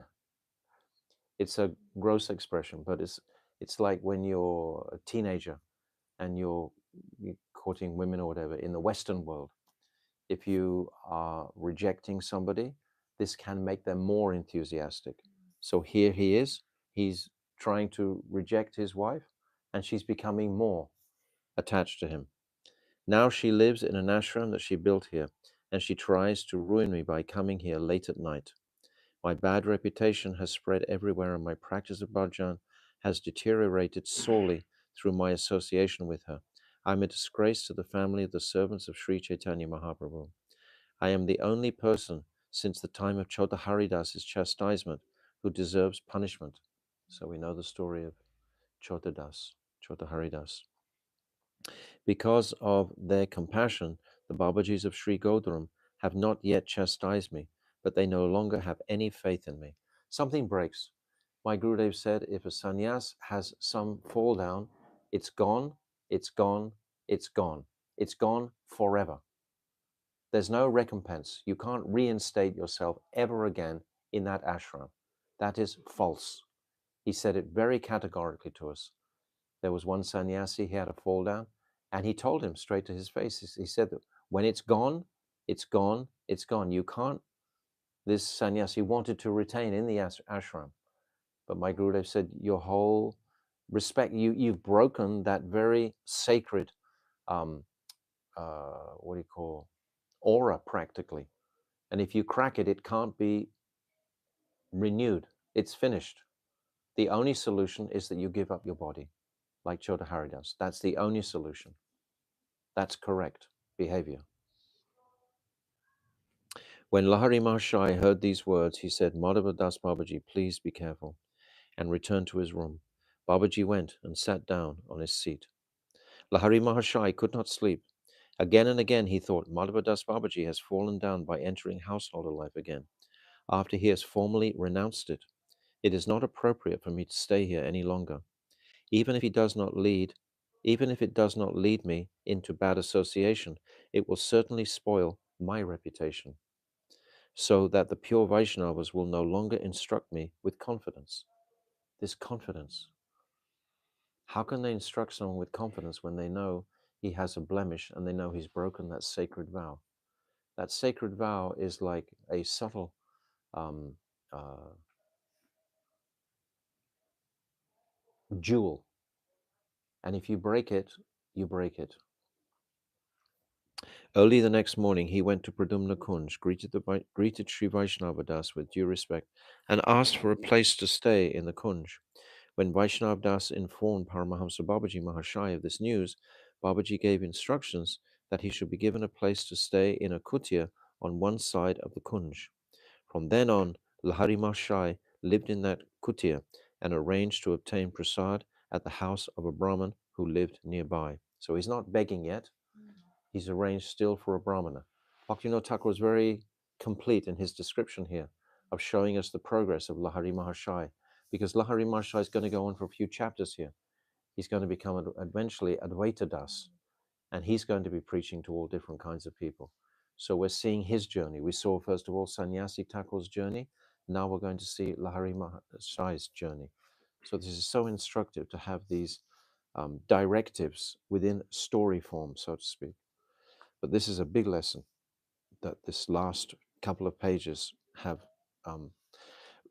opened out how careful one must be. So we'll end that chapter 3, and tomorrow we'll begin chapter 4, and we'll do some recap on the last 3 chapters. I was hoping, I said before, to cover a chapter per week. So by fortune, last week also we reached the end before it was actually time. So we can have a few breaths to just recap a little bit on the other 3 chapters and make sure we're clear where we're going. Jai Vedama ki jai, Srila Bhaktivinoda Thakur ki jai, Jai. Gaur Premanandi. Hare Krishna.